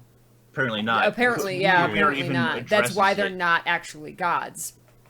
Cormyr addresses it, and she says, the gods were like, look, we can't kill the dragons, this is gonna happen, and Balthazar's like, I can kill anything. You're like, cowards hey, for leaving. Calm down, buddy. Calm down, Balthazar. Like, this is why we're leaving, is because... She was like maybe he could kill the dragons, maybe he couldn't. It doesn't really matter because the result is it blows up Tyria. Right. And we can't kill Balthazar because then you get another Crystal Desert, and that just ends badly. And so again, and even then, in that instance, it goes back to reinforcing the idea that everything majorly wrong that happens in Guild Wars or Guild Wars 2 is because of Abaddon. And so it's like, if you know what a terrible thing that was, what happened to imprison Abaddon, why did you do it again with Balthazar? Yeah. I didn't even think of that before until you guys brought it up. And it's like, why? Why didn't you just kill him or take him with you wherever you're going, away from Tyria? Because obviously Tyria is connected to the mists, so that's a little odd. It's interesting. But I think a lot of it's on purpose. It's to reinstill that the gods are not the be all end all of power. So to speak. They are powerful, but they can't fix everything necessarily. So speaking of gods killing dragons and whatnot, how did we feel about the final fight, the final boss fight between us and? I loved it. It was really good. Except that we didn't get a stomp him with Sahathan moment. Like you're just kind of fighting him, and he's not even at 0 in the middle of fighting him. It goes into the final cutscene where he's dying. I don't know if it times out or what, but it was a little odd that there wasn't that final blow. A stomp stomp's been there. They've used it so well. A stomp's been done. We did Scarlet. It's been so good with Traherne and with Scarlet. It feels so good. They should have done it with Sahathan. I love his death then you don't scene, have to use Sahathan in the fight, so that would have reinforced the reason why it was you have Sahathan. That is what kills him, is you having Sahathan, and the reason you're able to fight him is because of Aurene. Episode 6, where we used the Shining Blade, that. Yes, it feels so good. I don't know why they didn't do it with Sahathan. Yeah. Unless they did think it was overused. I don't think so. I mean, it would have been fine. No, they should have done that.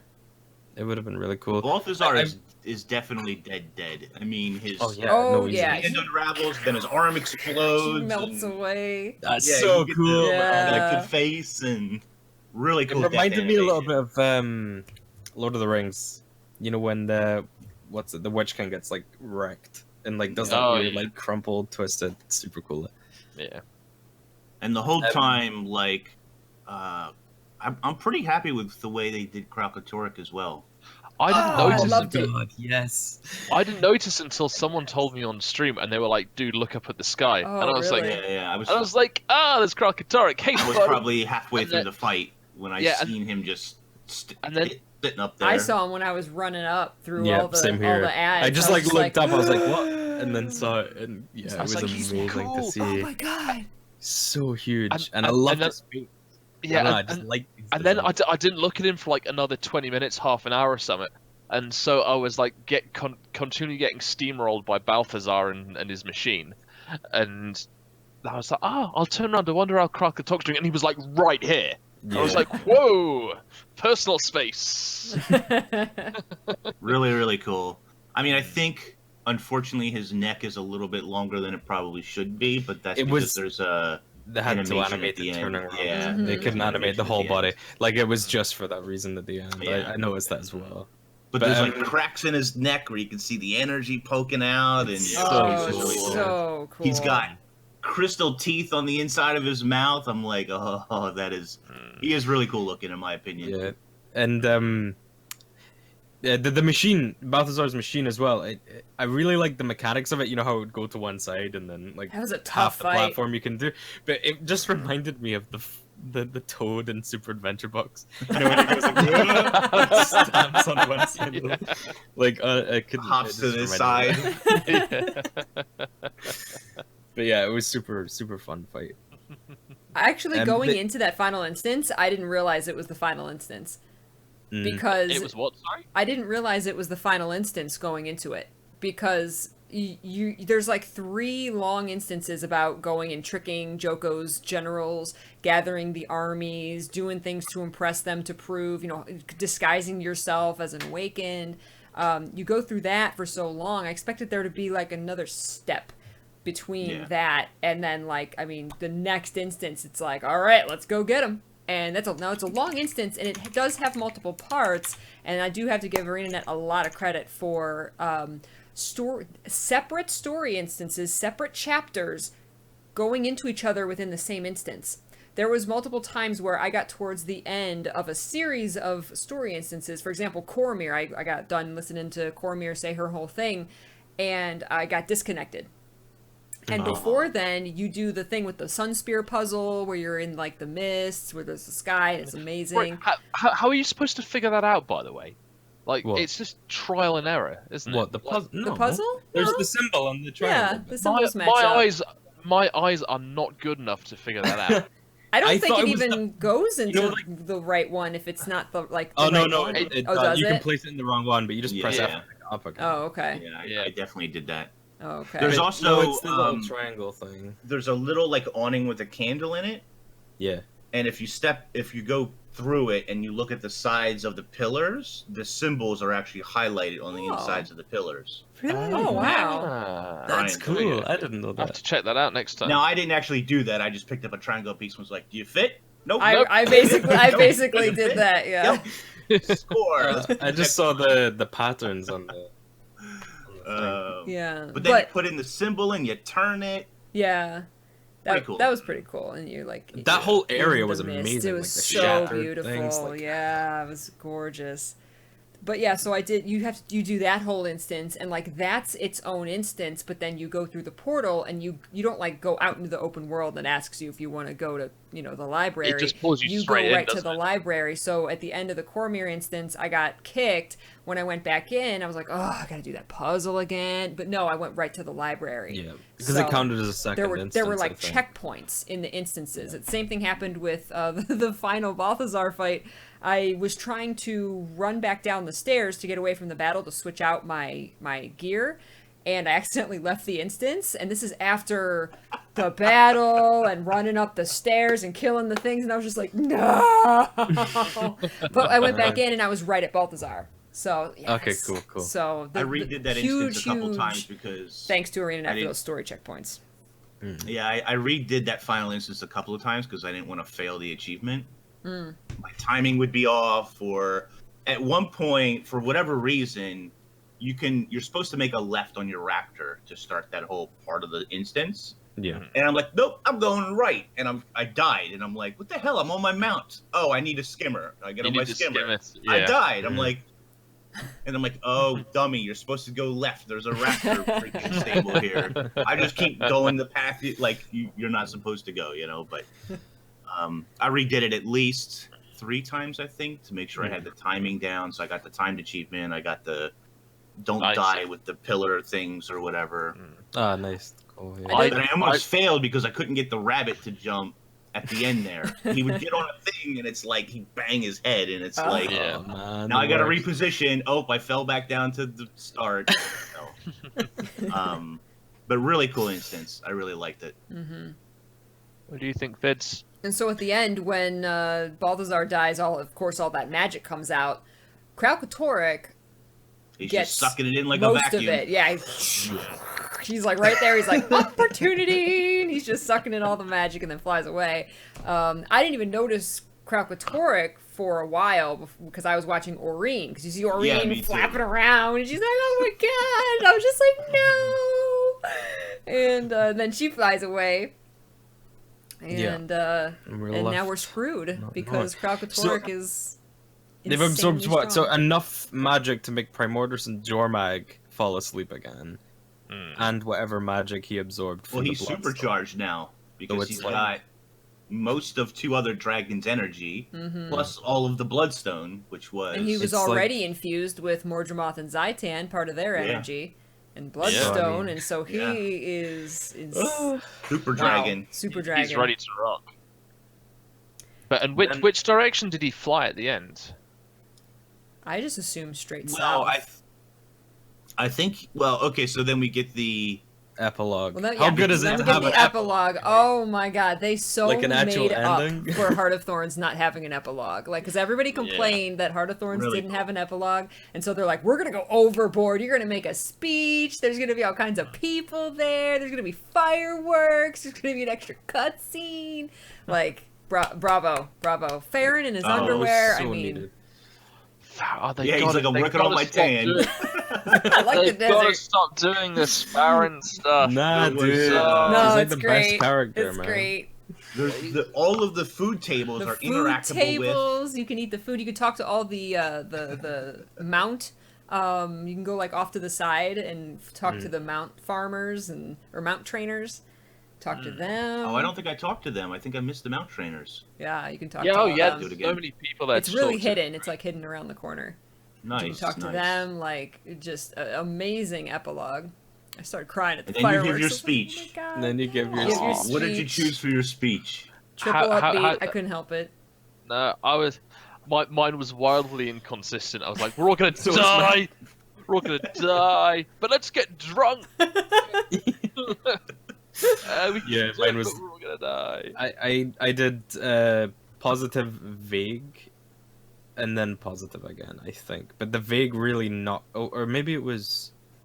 Maybe I did like somber, and yeah, I think it was the middle one was somber, but like it just didn't flow very well at all. Yeah, It was yeah. just like this abrupt, but everything's really crap. Kind of. I need to go. I need Yeah. to go back into it because I went upbeat where everybody's like, yeah. Then I did vague, and they're like, and then I did somber. Everyone was like, well, I don't want to party anymore. That bummed me out. I was just dying. I was laughing my head off because everybody was so disappointed. You ruined They the were party. Yeah. Like, thanks for ruining the party. Wow, I don't want to eat anymore. But Ritlock was giving you the thumbs up. He's like, Yeah, yeah. Ritlock's like, good job. Yeah. I would love to if the vague one was just like you go up to the thing and you're just like, well, you know, we did some things and some stuff. You know, like actually vague rather than Things just are going. It's probably gonna be okay. You know, It was so cool. It was really funny doing upbeat for the middle one because you don't say like everything's perfect. Like you still say like a lot of people have died and there's been a lot of heartache. You know, you say that, but the crowd is still upbeat. So my my character was like, a lot of people have died in this journey, and some guy's like, yeah. my sister's not coming home. There's a very powerful elder dragon out there. Woohoo! The crowd was so gosh. funny. Oh. I did end it. I replayed the story step one time, because I want to go back and record all of the interactions. But I did replay it one time right away, and I did upbeat. Yeah. And then you get to the part after you give the speech, where Marjorie is there now, and you're all talking, and then the storm comes. Yes. Like, well, now I really regret upbeat because this is not going to end well. I was really happy to see Marjorie. Like I didn't miss her throughout it, but when I saw her, I retroactively missed her. I really like her character, and it was cool to see her. It was, but she was kind of just chill. It was like, hey, it's me, and it's like, I don't know. It would have been cool if she turned up like distressed as hell about something. It was good to have the gang back together at the end, Yeah. or at least the ones that we care about. So, you know. I care about rocks, kinda. She's up. Where is she anyway? Oh, is she off with Bram? She's hanging out with Yeah. Garm and Frostbite. She's doing partying, doing her own thing. She was having having really weird non-char babies. Oh my gosh. So there was really two cool things that happened. Number one, and this didn't even dawn on me right away. I had to like watch it a second time, but Aurene is now transformed.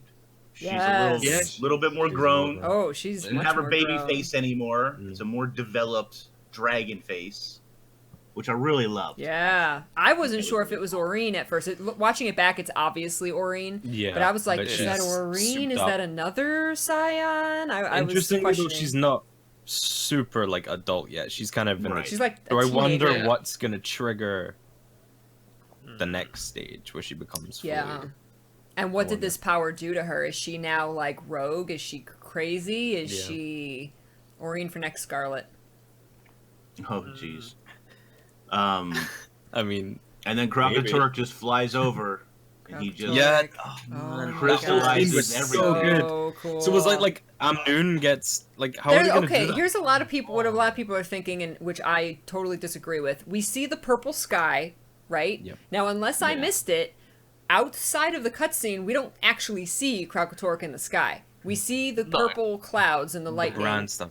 and then I it think goes it's into the elsewhere. cutscene, and you see Kralkatork fly over. I didn't interpret that as we are watching Kralkatork flying over. That's like, because he went south, right before Path of Fire, he rose and went south again. I took it as he rose up there. Why would he fly back up? Like, I think he's exactly. going to keep going south. That's the thing, 'cause people see like, you know, the kind of architecture, and it looks kind of like Amnoon or something, and then it gets branded, and it's like, oh, he must have branded this, corrupted this. I don't think so. I think he's probably fallen further south, because I think Living World's going to You take think us so? further. Yeah. south. I thought it was I think Amnoon as so. well. I have to go back and look. I didn't. I mean, don't maybe remember. it is. I Like, didn't maybe it's identify exactly the the same buildings as as Amnoon. Amnoon. But then like, that would be weird, right? Because they can't. like, They would then have to split the maps. Season Yeah, 4, that wouldn't which make would any they don't sense. do normally. Yeah. Normally, it's left on a cliffhanger that can realistically accommodate the passage of time between, you know, then and then. Like, it never usually starts instantly after a previous episode. Like, or is something. season 4 going to start in like a destroyed Amnoon? You know what I mean? I mean, it Which would be might weird. do. It like could an be just an instance, and then the open world just stays the happy ending. Which is so shocking, though. It's jarring. Yeah, Because I don't after I think get that cutscene and I'm thinking, oh my god, he just hit Amnoon, and then I just go back to regular play because Right. the story's over. For now, it's just like, well, that Yeah. feels, I think we're going south, honestly. that feels I a think think bit we are jarring too. to me. deeper into Alona, and it's gonna be heavy branded. I And think then- we go north to Vabby. But maybe it turns into a goose chase kind of season where we're looking for Irene as well. We are going to be looking for Aurene, I think, Yeah, I think so. unless she But then comes to Joko, us. there's stuff, know. right? There's gonna be, I think there's gonna be Joko And- stuff. yep. There's definitely gonna be branded stuff, and then I think overarching that will be the Find Irene story. Well, Aurene's the key to taking down Kralkatork. Yeah. We know that now. So I think she's going to be our priority, and I think we're going to have to contest Joko while we're looking for Aurene. So here's sort of my issue with that kind of stuff is that Aurene is, let's say she's a teenager now, at best. At best, she's a teenager. And yes, she does have quite a bit of power, but is she really strong enough? Like, Vlast wasn't necessarily strong enough. Glint, at her height, wasn't strong enough to take down Kralkatork. So why is baby or teenage Aurene powerful enough to take him on? Do you know what I mean? I don't know. I don't. I don't Well, think so. definitely now that Kralkatork's stronger, I don't think she is. We're gonna have to do something to power Something her up, else. or combine with some other force, or Omad's machine. Should Put him be to sleep, interesting. kill him. And then Joko he's got to play a part. He's coming back. yeah, He's got to be in the 100%. story, right? yeah, Yeah. for sure. A lot of players should be good. But just how big Kralkatork is, man. Oh, I kind of want, like, story-wise, another dragon fight is kind of a bit but I want a proper dragon fight still. I want to climb on his back and, Stab him. you know, yeah, exactly. Well, and I know that they wouldn't do this, but I just kept thinking, I'm fighting Balthazar, and I'm like, what if he was a raid boss? Like, how much more epic would this fight be if he was a raid boss, you know? I mean, obviously they're not going to do that for somebody like Balthazar because he's too much of a main character for the story, but it was a fun fight. I enjoyed it. Undead Balthazar. Awakened Balthazar. Awakened Oh my Balthazar. gosh. Oh, no. Balthazar's done, I think. I think he's Yeah, done. he's, Oh, yeah. he's all wrapped up. Yeah, No arm, definitely. no face. What if Aurene's the raid boss? And she's gone all crazy. Tamer. We have to beat her down and like capture her. I'm a and ranger. subdue her. I'll just press F and tamer. It'll be fine. Have to pay respects. Do you think we'll get more story in some of the maps we've got? There wasn't much story in Desolation, and there's the Maw of Torment there. I'd love Yeah. something to do with Yeah. the Realm of Torment to pop up. It'd be cool, like if we could get like, I know there's been a lot of speculation about this, but it'd be cool if we could get an instance around the Maw of Torment, like even if it's like fractal or a raid or something like that. So because like I think a raid's likely, honestly. yeah, because even though because there would be, if you went into Torment again, you could fight Shiro and you could fight the Undead Lich, because they were only defeated, they weren't outright killed, if I remember rightly in Nightfall. It was only Abaddon that we straight up murdered. And it could bring back Malix. Yep. Could bring back.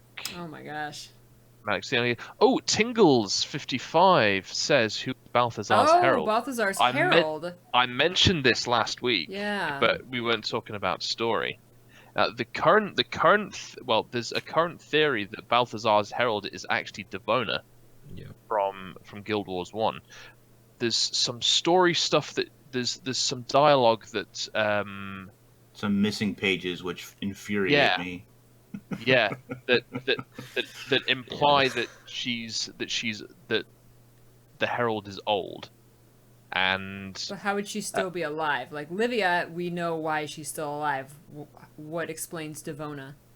So what explains her is that Joko and Balthazar go into the realm of the lost, which is where her spirit could have been, and he sort of takes the spirits and he puts them in the armor, and that's his army. Oh. Yeah. Yeah, there's a whole discussion in the realm of the lost how the judgment, whatever his name was, the judge was not happy because Balthazar was screwing with the balance of the lost and the dead and all that, because he was stealing their souls and putting them into the... Yeah. Joko was supposed to get some of those souls, but of course Balthazar didn't pay up. He locked them up. Yeah. And Devona was, back in the day, was a heavy armored warrior who wielded a hammer. And she ends up sort of alone and drifting off, Devona, I think, doesn't she? She doesn't really. There was some other stuff talking about how something to do with her father, and then there's lines of dialogue in Guild Wars 1 that kind of reverence her dad, and like little threads like that. It's not like heavy confirmation, but like it would be cool, just a little Easter egg. That would be really cool. Yeah. That would be sad though, for if she was in the realm of the lost, then she's been wandering around there for a long time, and that means that she died super tragically. Yeah. That's wow. Yeah. I mean, she shocking and tragic. She was the original. She was like the OG. Her and Eve. She was in the first cinematic. Yeah, like, she's in the first cinematic with Sin yeah. and Eve, like the OG Guild Wars girls. Yeah, it's cool. It's crazy. The we were talking earlier about the desolation. One of the things that sort of shocked me is there's like one story step there, and then you're gone. Yeah. And I feel like at that part of the story, I think I wouldn't be surprised to hear that there was extra story steps between the Desolation and Vabi, where some stuff happens in the Desolation that was cut due to pacing. Yeah, because I at that think part, fair. you're sort of hitting this, like, sort of this Heart of Thorns pacing, and then where it's like, I gotta hurry up and get the army, and you know what I mean? And if you do a lot of these sidetrack stuff, it sort of slows it down to a pace that doesn't feel good. There was actually a tweet from Matthew Medina like the other day where he was saying that the prologue used to have all these extra story steps. Oh, I saw that. Yeah, checked in with your allies and stuff. But the feedback from that was that it didn't really work. It slowed the pacing down too much. People want to get into the desert. And I'm paraphrasing. I'm adding some words that he didn't add, but like it was a pacing thing, and it just didn't really work in the end. And so my bet would be is that there were a couple more story steps around the Desolation that were just cut due to pacing, and that wouldn't really surprise me. Yeah. Yeah. I always felt like Desolation felt like the big exploration map. I felt like we went through the Desolation really quickly.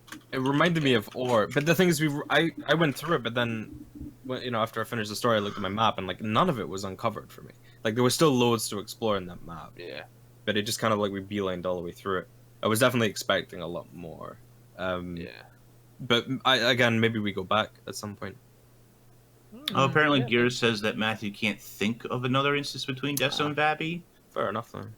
It seems really strange to me because it's such a sudden shift. I feel like even just going, meeting the Order of Shadows and talking to them about like the kind of politics, who's the leaders in this area, you know, because like it's all about infiltrating the higher ups in the Awakened.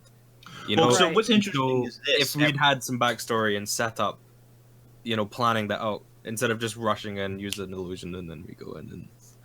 I do think that would have slowed down the pace though. Like, we're yeah, like, for okay, sure. It does. Balthazar's taken Aurene. We've just come back from the dead. We know he's going Yeah. beelining to Kralkatorrik. So are we going to sit here and talk politics?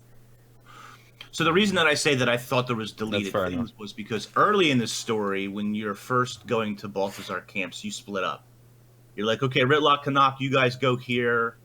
Casimir, and she's like, nope, see you later. I got to go to the temple. No time, Commander. But I do everything you ever ask. And she pieces off. Mm-hmm. Does Yeah. she Go to the other 2 camps to check out, and then you meet up as a group with Canuck and Ritlock To at go the to camp, Glint's lair. and Casimir. So I feel like, because you say that when you're at the Bone Temple, you come back out and you have a secret little meeting, and you're like, okay, guys, we need info. You guys go get info. I'm gonna whatever. But really, all you do is go to the next step, and you're all there. So I don't It know. did feel like a gap, maybe. Right, you there know. feels like there was one story or maybe 2 That's a good small, point. tiny little, maybe open world stuff. Who knows? Where it felt like there was something extra there, but maybe not. But it felt like a mirror of that earlier step to me. That it was just a bit, you know.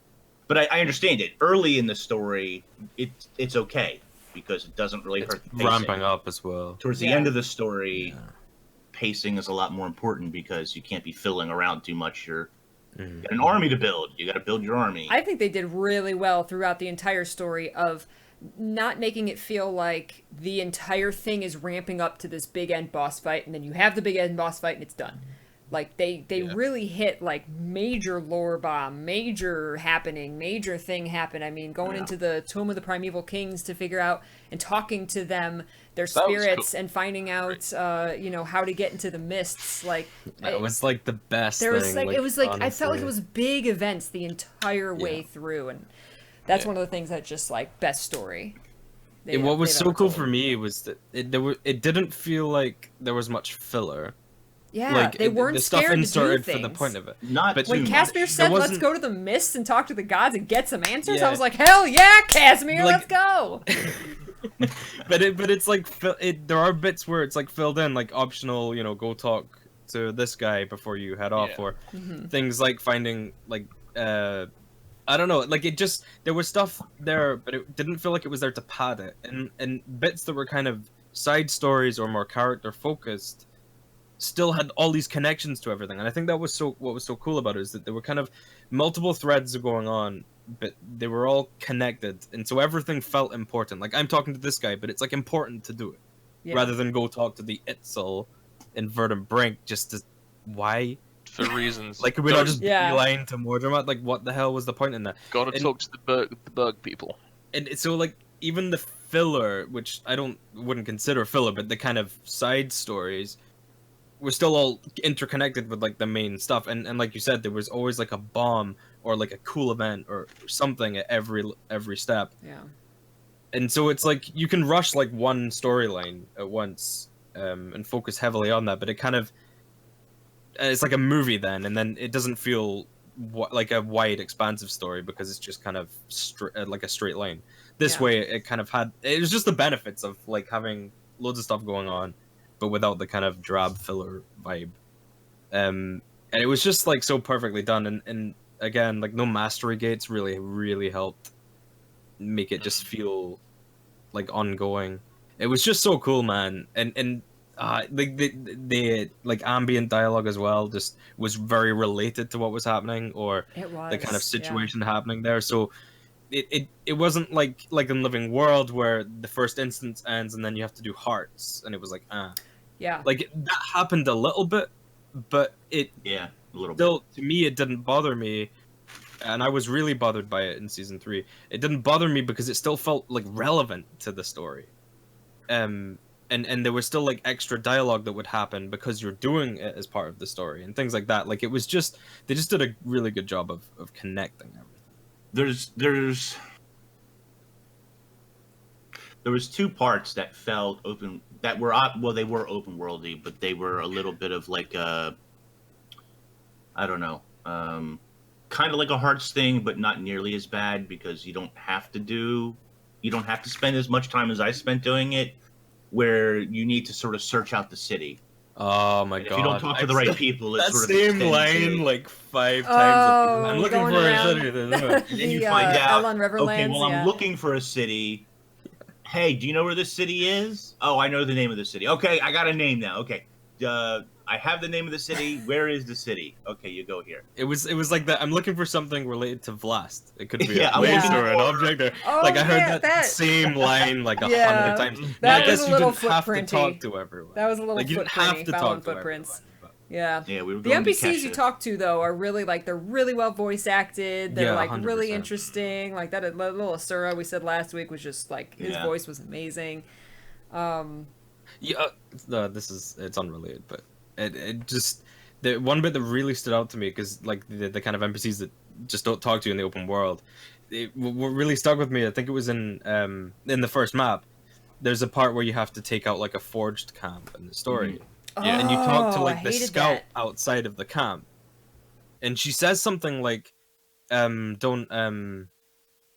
don't like do too good of a job because I need this like Right, I need this I post. need this to keep this post. It just stuck out to me because I was like, man, like I started imagining her having like a family and she needed to get paid Aw. for working and I was like, wow, I've just connected to this like total random NPC like just from that one line of dialogue. I thought it was really neat. I was like, no, girl, your job is not as important as taking out Balthazar. I'm sorry. Yeah, it's like, Fair come on. enough. Well, and then the other one you go to is like, hey, was Balthazar here? And they're like, well, if he was, I would be dead, you know? Another point, like you sort of... one of the things I really liked was the commander was a lot more critical of people in Path of Fire. And I Yeah. really love that. We weren't the quite pushover softy. We take a hard stance against a couple of people we encounter. And at one point, like you encounter this person and you're asking them questions and I don't remember the exact conversation, but you're like, it's okay, you just stay here in the shadows and be a coward. And he's like, yep, I will, thanks. Thanks for helping. And I don't know, like the commander is a lot more critical of some people. You're a little bit more abrasive and I like that, you know. Yeah. Something someone else brought up that was a very big thing that stood out to me. Well, it wasn't a big event or anything, but right before the instance where we're going around the desert, just talking to NPCs in a big circle, trying to find out information, right before that is the Cormyr instance. And at the very end of the Cormyr instance, like the next step is we're going to go south into the desert and look for something. Yeah. We don't know what. There's And I something. was like, something, and then you literally talk to the NPCs, and you're like, I'm looking for something.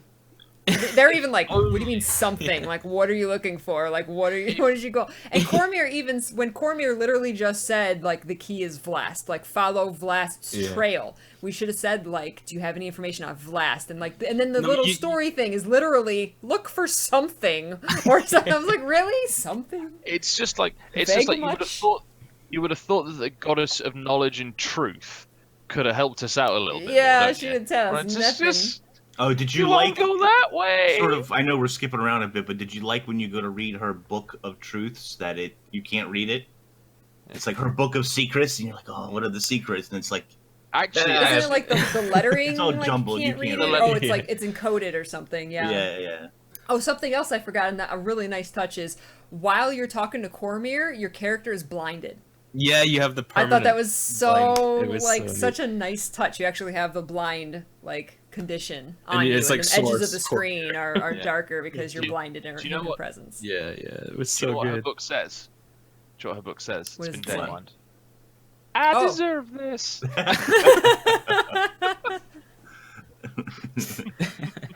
Oh no, Triller Dark. There's an encrypted. We're talking about a slightly different book. The encrypted journal's part of the collection Yeah, to get the mini Yeah, spear, yeah. to get the mini spear marshal. yeah. Right. But there's Yeah, not that book. There's a book of secrets. I think it's called a book of secrets. there's something like that. Yeah. And you go to read it, and it says you can't make anything out because all the letters are jumbled or whatever. Yeah. Like it tells you can't actually read the secrets. It's on the It's on the dais or whatever where Yeah. Cormyr is walking around. There's two books. It's like secrets and It's just called Sunspear Creed or something. Yeah. Right, yeah, that's the point. Has anyone figured out how to get mini goddess Cormier yet? Because I've got No. Spear. I've got I would Spear. love to I have don't that. think there's a way to in the game yet. I'm not sure. No, well, no, because there's been one. There was one on the trading post for like 500 gold, and it's Really? Oh. yeah, it's disappeared. It must be a Somebody random figured drop. it out. Maybe my guess would be maybe it's it could be a random drop from the wishing thing you get for doing the Yeah, I was gonna say, do you think it's the? Because you basically always get a mini from that, and it's like worth 2 copper because whatever, and they're just loads of little random minis. Well, apparently, I think those drop the profession minis, or is that dropped by something else? I've no, only that- ever had random Sun Spear minis. Yeah, me too. Or Mhm. Aaronian characters. What? So It's 400 gold on the trading post at the moment. So somebody's Um, figured it out. Wow. Yeah. Sharing. like, because 400 is quite low for something that is Absolutely no nobody one can knows how to find. get. Yeah. So there has to be a method there then. Just wait for someone to leak it. Interesting. So basically, on the forums, it's just a whole bunch of memes about praise Joko, and No actual information. yeah, Oh, there's a new infusion. I don't know if you guys have seen that. I haven't. I think it was. People think it comes from the casino coin event because Oh. it's like the Choya like confetti type of thing that the Choya thing has. Oh, really? Yeah. Oh, Must nice. have. So it must be like a random drop from the boss I need fight. to shoot after you confetti complete it. everywhere I walk. Yeah, the pinata. That's it. Yeah. Yes. I'll have to Sure, try yeah. and look into that.